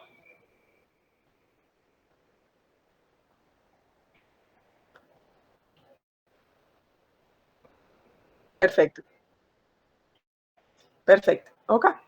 Y entonces sí, todo lo que ya nombramos en donde genera inflamación, etcétera, etcétera. Perfecto. Ok, entonces, exacto. Entonces, ¿entendieron bien que para yo poder hablar de patogenia tengo que empezar por la forma evolutiva que llega al lugar donde se producen los daños? Ok. Y explicar muy bien cómo llegó y cuándo comienzan los síntomas. ¿Cuáles son los mecanismos de evasión de ese cisticerco? Él como tal se va a cubrir por antígenos propios y entonces eso va a hacer que él no sea visto por el sistema inmunológico. Perfecto. Eso sería mimetismo antigénico. Perfecto, mimetismo antigénico. ¿Qué otra cosa tiene? Perfecto. ¿Qué más? Evasión de la acción del complemento. Evasión de la respuesta del complemento mientras está migrando. ¿Qué más? Y empleo de anticuerpos como fuente de proteínas para alimentarse, doctor. Exactamente, perfecto. Y destruye los anticuerpos porque los utiliza para alimentarse. Listo. ¿Alguna pregunta sobre este caso? Vámonos al siguiente porque si no, no vamos a terminar antes de su clase de las 7. Siguiente caso, caso número 4.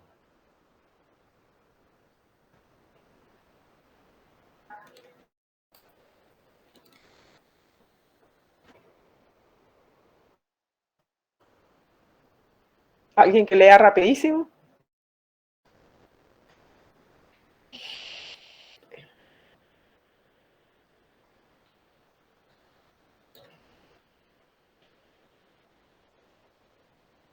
Andrelis, lee el caso.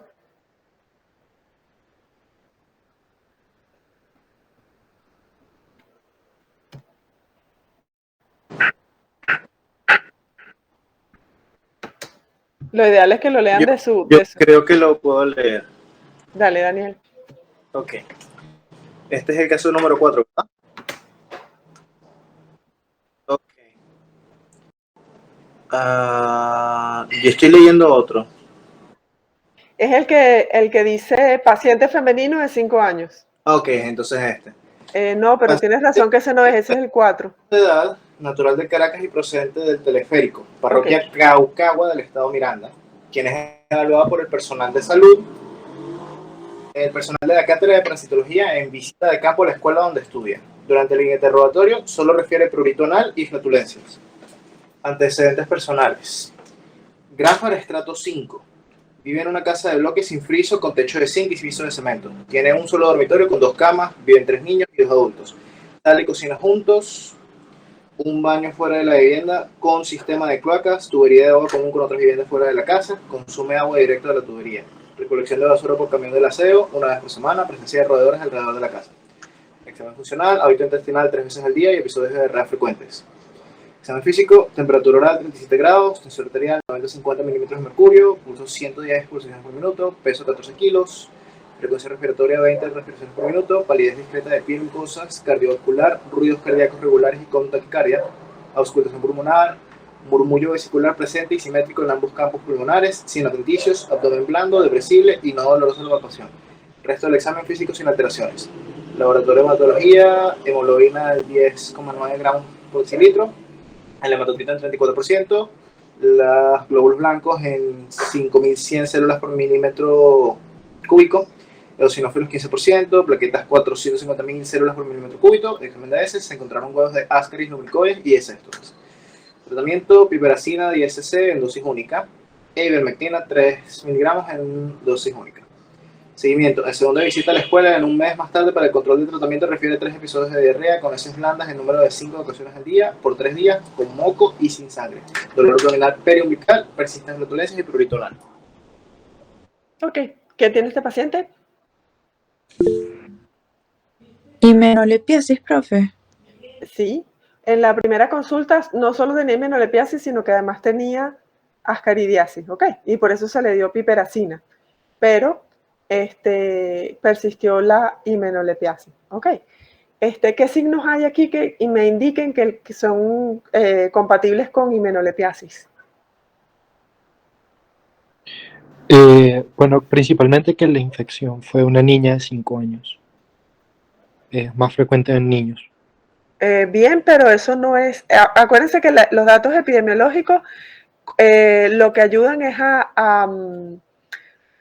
¿cómo digo? Apoyan el diagnóstico clínico, pero la impresión diagnóstica siempre es clínica. ¿Cuáles son los signos? La piel y la mucosa pálida. Piel y mucosa pálida, muy bien, porque ¿qué significa eso? Que tiene anemia. Anemia. Que tiene anemia, ok. Ajá. El paciente tiene... ¿Qué más tiene además de anemia?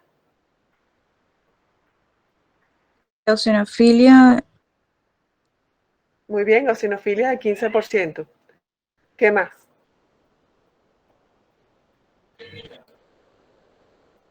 La presencia de los roedores en la casa también. Muy bien, la presencia de roedores en la casa, que tenga 5 años, que ya lo dijeron. Flatulencias también, ¿no? Y la diarrea. Podrían ser la flatulencia y la diarrea, ¿ok? Muy bien, ajá. Diarrea, ¿dónde está? No la veo. Ah, bueno, sí, porque después de que le dieron tratamiento para Ascaris, persistió con diarrea, ¿ok? Fíjense que abajo dice diarrea, que no tenía ni moco ni sangre, dolor abdominal periumbilical. Yo puedo tener dolor abdominal periumbilical con himenolepiasis.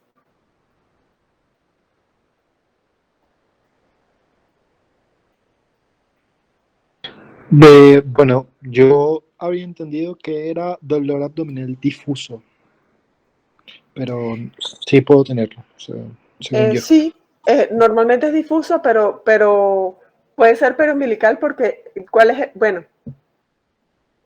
sí, periumbilical sería más sugestivo ¿de qué? De la ascariasis. Sí, lo que pasa es que recibió tratamiento específico y adecuado para Ascaris, ¿ok? Probablemente periumbilical es un dolor que es como generalizado en la barriga, ¿ok? Que es más, uno lo describe más como difuso, pero que igual está como centrado en el medio, porque estamos hablando. ¿Cuál es el hábitat de Himenolepis? El yeyuno ilium. El ilium. Yeyuno ilium, ¿ok? Es yeyuno ilium completo, ajá. Pero ciertamente sí, ok. ¿Cuál es la forma parasitaria infectante?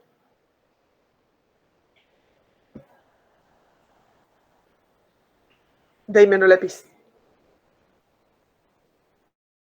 Yo pensé que esto lo íbamos a hacer rapidito para poder pasar al siguiente tema. Forma parasitaria infectante. Formas evolutivas. Creo que la parasitaria infectante es el gorgojo. Bueno, puede ser tanto el huevo como la larva cisticercoide. Perfecto, tanto el huevo como la larva cisticercoide. Ok, ajá. Me puedo infectar por... ¿Quién es el hospedador definitivo de Himenolepis? Nana y diminuta.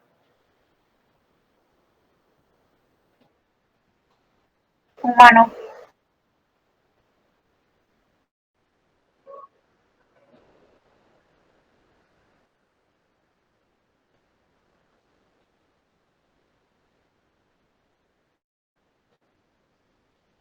Ajá, esa es la respuesta correcta. Ok. De hecho nosotros solo somos definitivos. Y el ratón también y la rata son definitivos. Ok, los roedores. Ahora, tengo dos mecanismos de transmisión o dos formas evolutivas infectantes. Que como bien dijo Jonathan, podía ser el huevo. ¿Y de dónde vino ese huevo?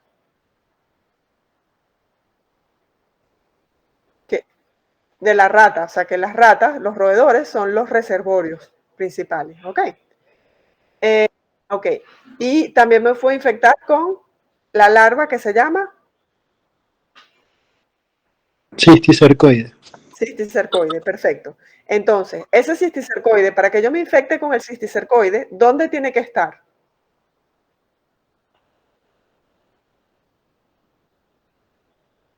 Libre, está libre. Yo agarro el cisticercoide de la tierra y me lo como.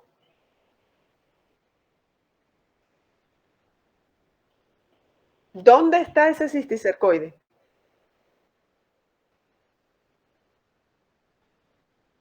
Exactamente.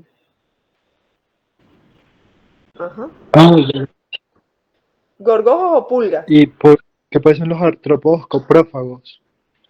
Exacto, que se coman las heces de los ratones. Exacto. Entonces, el gorgojo va a estar metido dentro de los cereales. Y nosotros, cuando nos comemos la caraota o el arroz o algún alimento que tenga gorgojos, nos infectamos. ¿Ok? Ok. ¿Cuál es la patogenia de la anemia en hemianoperiasis?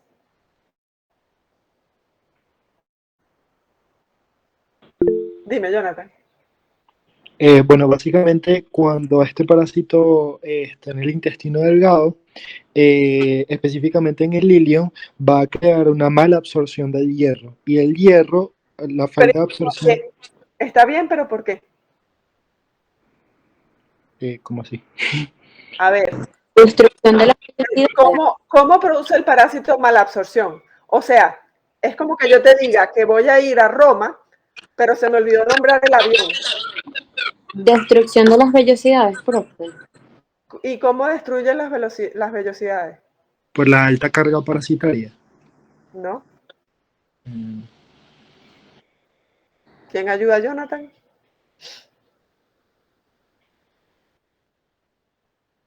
¿No? ¿No? Si el Escolex fuera suficiente para producir anemia, también las otras tenias que son incluso más grandes, con un Escolex muchísimo más grande, producirían anemia.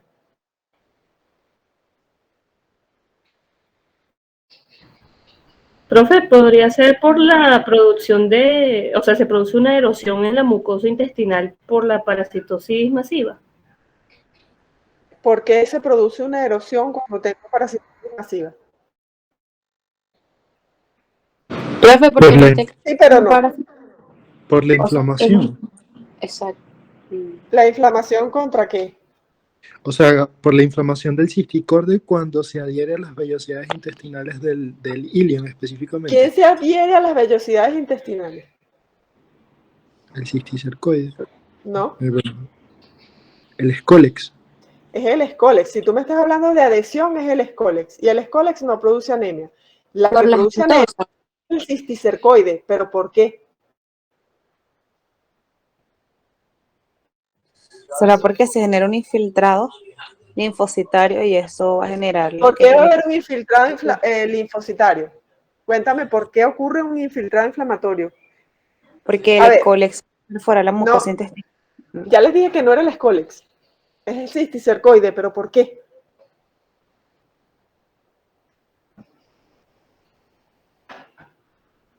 Se aprenden todo al caletre. Y les cuento. La vida es más fácil cuando uno entiende los procesos. A ver, la razón... es cierto, hay mala absorción de hierro, pero no me han explicado qué es lo que ocurre para que haya mala absorción de hierro. ¿Cuál es la forma patógena que produce la mala absorción de hierro? La forma evolutiva patógena.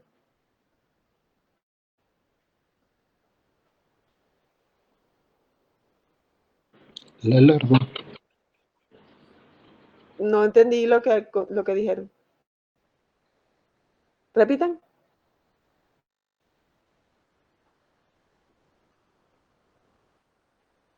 Jonathan, dilo otra vez.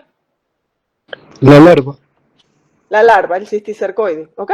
La forma parasitaria patógena que produce la anemia es el cisticercoide. Ok. Ahora, ¿por qué el cisticercoide produce anemia?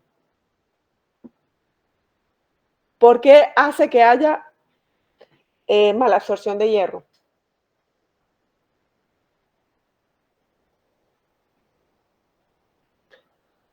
¿Cuál fue la forma parasitaria infectante para que el cisticercoide pueda producir malabsorción de hierro?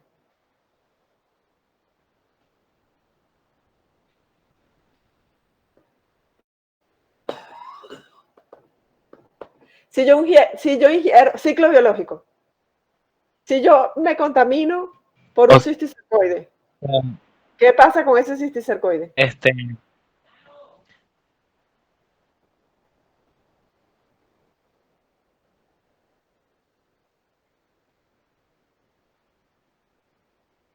Dios mío, voy a tener que dar por terminada la clase entonces. Traten de tirar la pega por lo menos.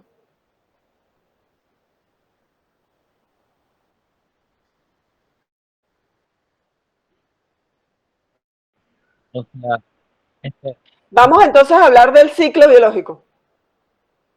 Forma parasitaria infectante. El huevo. Me comí el huevo. ¿Qué le pasó al huevo?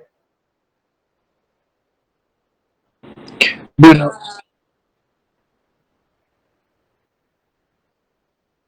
Ajá, ajá, ajá. Ok, ¿qué mucosa intestinal invade? Ok, Jejunal. Ok. ¿Qué pasa? ¿Cuál es la característica del epitelio del intestino delgado? Ok, que tiene vellosidades intestinales. Ok. Ahora, si un bicho se mete dentro de las vellosidades intestinales, ¿qué le ocurre a la vellosidad?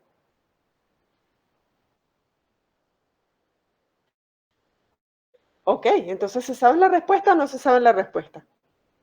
ah,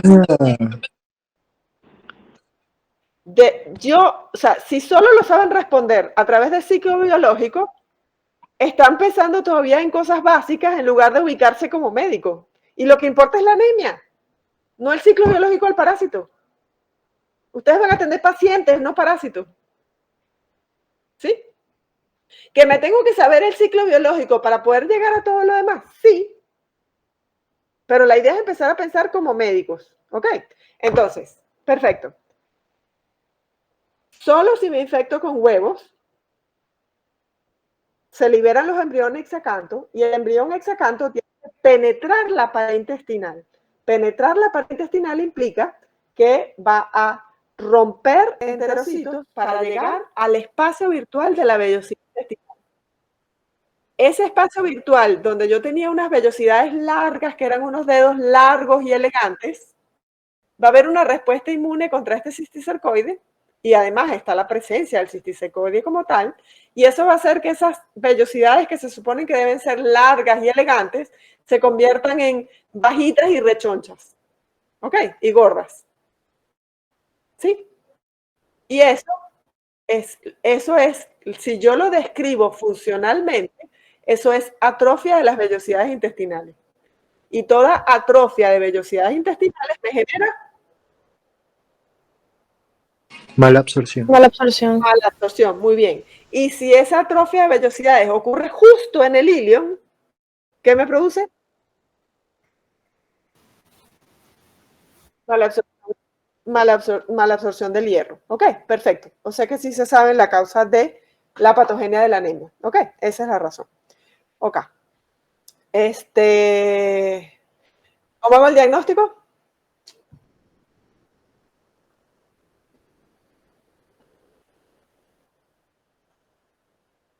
Perfecto. ¿Y qué espero observar? Pregúntale si... Huevo, perfecto. ¿Alguien tiene una pregunta?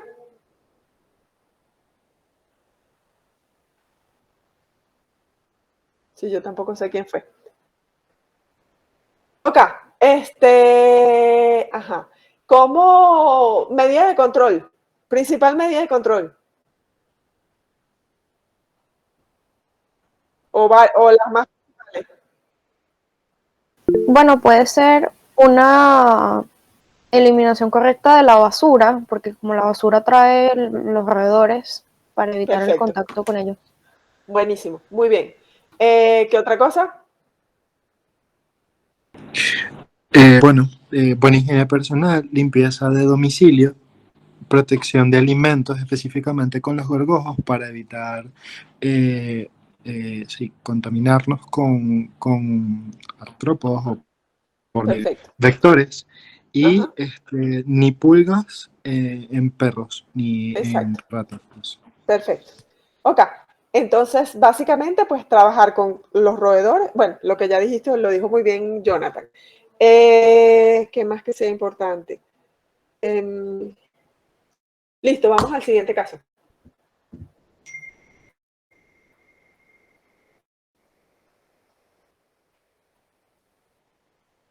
Sí, que lo lea alguien desde su celular.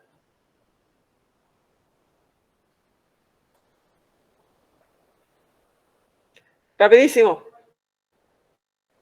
Vamos a ver. No, déjame ponerle puntos menos al próximo.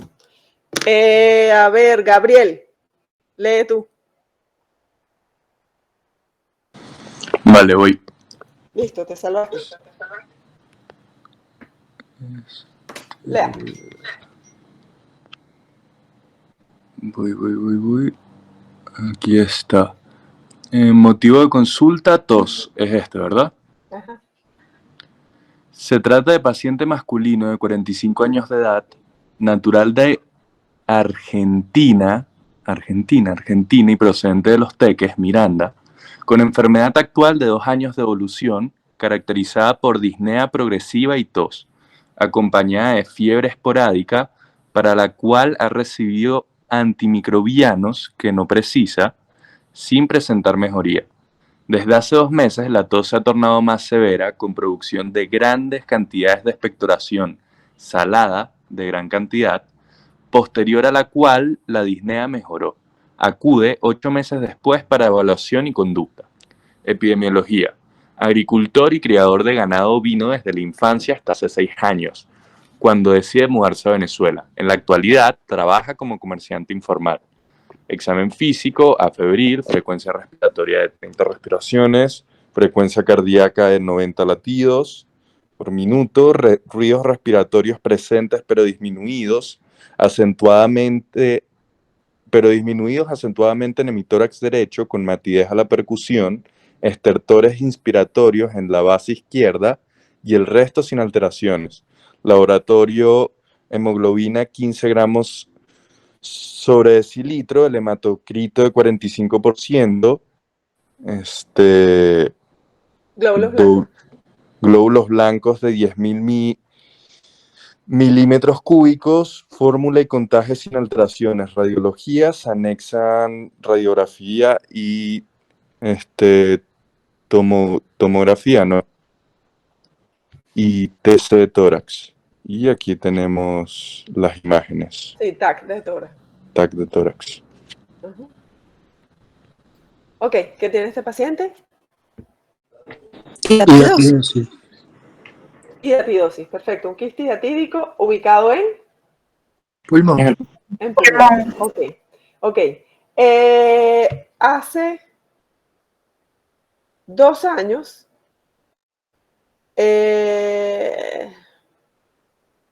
tuvo una tos muy severa que produjo una expectoración salada. ¿Cómo se llama eso? Vómica. Vómica, perfecto. Ok, y entonces, ¿qué es la vómica? Expulsión o sea, en este caso de secreciones provenientes de las vías respiratorias por la boca. En Pero este caso, ¿qué es lo que bota? ruptura del quiste. Secreción Ok. purulenta. Ok, no es una secreción purulenta, ok. Es el líquido, es el agua del quiste diatídico, ok. Solo que ese líquido que tiene no solamente es agua, sino que tiene además los componentes del quiste diatídico. ¿Cuáles son los componentes del quiste diatídico?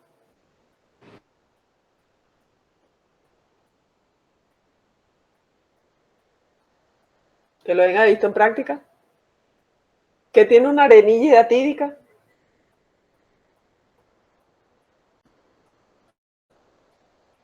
Ya me dejaron otra vez en cuí. ¿Qué es arenilla hidatídica?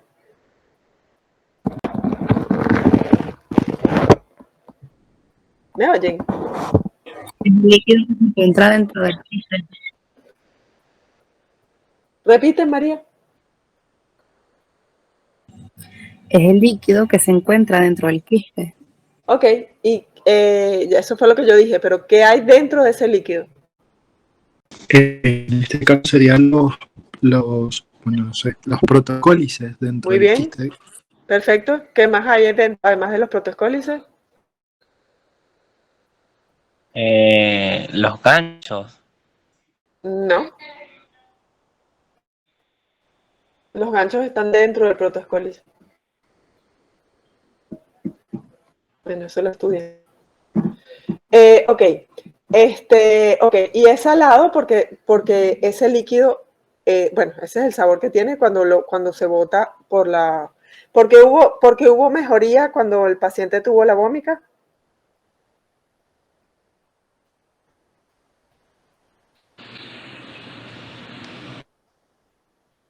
¿Cuál es la patogenia del quiste diatídico?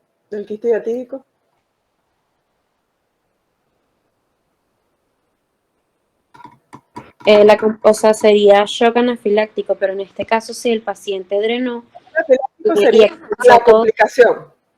¿Cuál es la clínica de hidatidosis? o sea, sería la ruptura de ese quiste en los bronquiolos, o sea, del paciente. Dentro del Ok. En este caso hubo mejoría porque la ruptura del quiste fue hacia los bronquios, ¿ok? O bronquiolos, perfecto. Y el paciente no hizo shock anafiláctico porque drenó completamente hacia las vías aéreas, ¿ok? Pero, ¿cuál es la patogenia? A ver, tienen que diferenciar muy bien entre lo que son signos y síntomas de la enfermedad y lo que son complicaciones, que son causas de muerte o de incapacidad, ¿sí? Entonces, el shock anafiláctico es una complicación. El paciente se puede morir por un shock anafiláctico. Ahora, no es parte de la clínica. O sea, en este caso el paciente mejoró porque normalmente esos quistes ejercen presión en los tejidos durante el crecimiento. Dependiendo del tamaño del quiste, va a empeorar la clínica. En este caso, el quiste se rompió y drenó todo su contenido, por lo tanto, o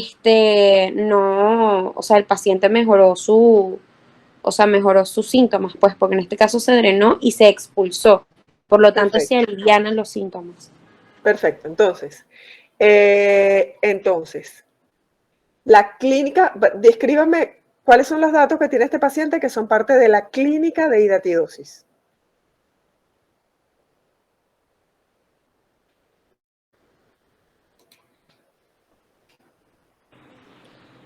En este caso presenta disnea, profe, y tos. La tos. Ok, el paciente tiene disnea y tiene tos. Acompañada de fiebre, que es esporádica, y la tos se ha tornado severa, dice. Ok. Y bueno, la vómica. Ok, entonces tenemos como clínica actual, tenemos una disnea que es progresiva y que se acompaña de tos, que a veces hace fiebre.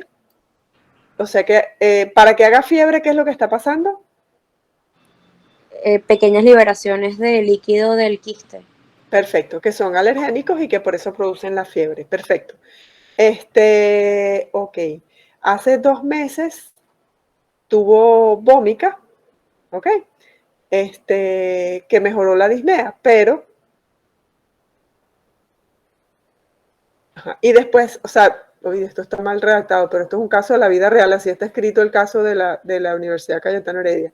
Acude 8 meses después para evaluación y conducta, o sea, 8 meses después de que tuvo vómica, 8 meses después de que empezaron los síntomas, viene para evaluación y conducta. Ok, entonces, ¿qué otros signos tiene que son indicativos de que tiene una hidatidosis? ¿Cuáles me faltan? ¿Que están en el examen físico? La matidez. Perfecto, tiene matidez. ¿Y la matidez significa qué? Hay líquido en la Exacto. lesión, en el lugar de la lesión. Exacto, que tiene líquido en lugar de aire. Perfecto, ¿y qué más? Profe, ¿eso sería el signo de Acosta-Ortiz? No. Acosta-Ortiz es cuando está es el líquido En en hígado. hígado. En hígado, Ah. ¿ok? El Acosta-Ortiz se ve principalmente en absceso hepático amidiano, pero es un signo es escuchar los ruidos aéreos en líquido, ¿ok? Entonces, en un absceso hepático, o una hidatidosis, que haya un líquido en hígado, va a estar presente ese signo en los dos casos. Lo que pasa es que la amibiasis intestinal es mucho más frecuente que una en Venezuela, que este caso de hidatidosis. Pero no significa, o sea, no es patognomónico, es simplemente líquido en el hígado que hace que yo oiga los ruidos respiratorios en hígado. ¿Ok? ¿Saben lo que significa patognomónico? Característico de la enfermedad. Sí, pero patognomónico es que es solo de esa enfermedad. Entonces, lo que estoy explicando es que no es patognomónico, sino que es uno de los signos que se presentan. ¿Ok? Ajá. Ok, entonces las lesiones se deben, ¿cuál es el mecanismo patogénico? ¿Cuál es? La compresión que ejerce el... Perfecto, sobre el tejido respiratorio. Exacto, Perfecto. eso del tejido. Perfecto. O sea que es una lesión ocupante de espacio donde la disnea se debe a compresión del tejido pulmonar en este caso. Ok. ¿Cómo hago diagnóstico? Radiografía de tórax, o sea, puede ser una tomografía de tórax. Perfecto, ya lo hice en este paciente, pero ¿eso me permite realmente hacer diagnóstico? Bueno, puedes hacer una serología y puedes hacer un inmunoblot. Ok, perfecto. Entonces, a pesar de que en este caso la tomografía o las rayos X son sugestivas de una lesión ocupante de espacio en pulmón, no son definitivas, porque esto podría ser fácilmente un tumor, ¿ok? De cualquier otra índole. Profe, en este caso, tengo que hacer serología. Profe, una pregunta, ¿el diagnóstico imagenológico en este caso sería el método por elección? La serología, sí, el diagnóstico inmunológico. O sea, le saco sangre al paciente y busco anticuerpos del suelo. ¿Ok? Ok, ese sería entonces el método de elección. De elección, sí, porque con solamente ver la imagen no me da diagnóstico. ¿Ok?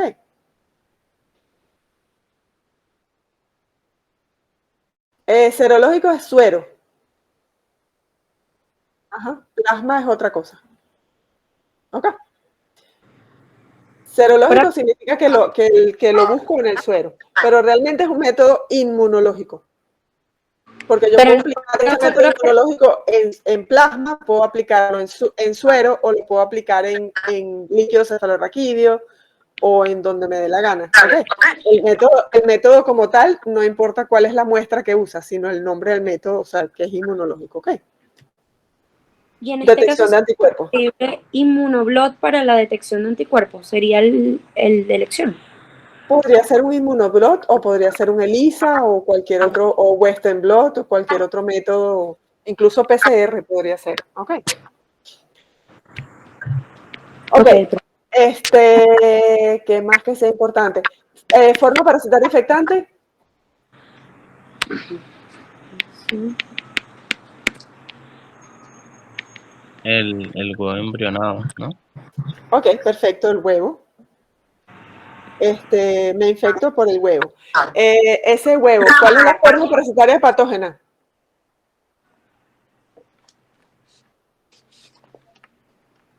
Ese, huevos en heces de perro. Ah, no, patógeno. No, patógena.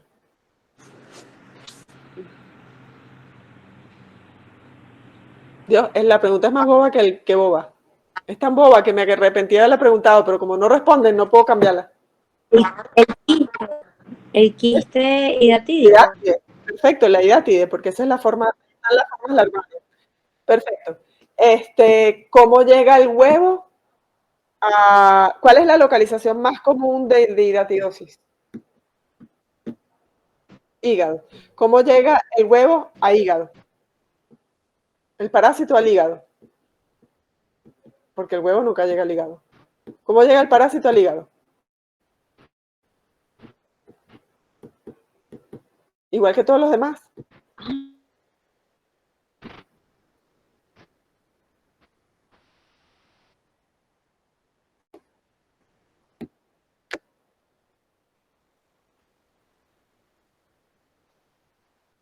Perfecto, ok. Y en el hígado entonces ese embrión sacanto se convierte en Quiste hidatídico. en el quiste hidatídico, perfecto. ¿Qué más que sea importante? ¿Cuánto tiempo tarda más o menos en crecer un quiste hidatídico?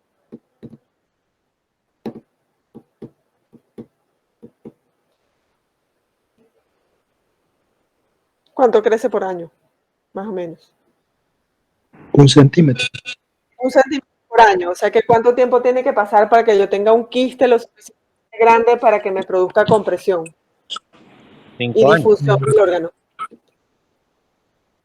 ¿Ustedes qué tamaño tiene ese quiste hidatídico que están viendo ahí en la TAC?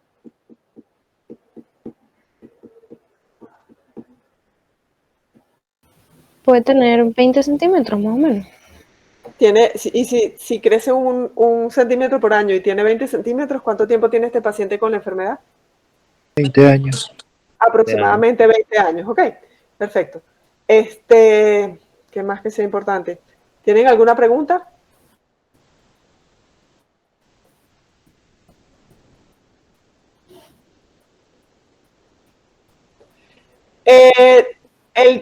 La enfermedad es proporcional al tamaño del quiste, ¿ok? A mayor tamaño, mayor sintomatología. A menor tamaño, menor sintomatología. Pero sí, a partir de los 10 centímetros ya produce clínica, ¿ok? Antes de los 10 puede ser asintomático el paciente. ¿Alguna pregunta sobre hidatidosis? Evidentemente que les voy a preguntar medidas de control y todas esas cosas. ¿Creen que necesitamos discutirlas? Porque sé que tienen clases ahorita a las 7.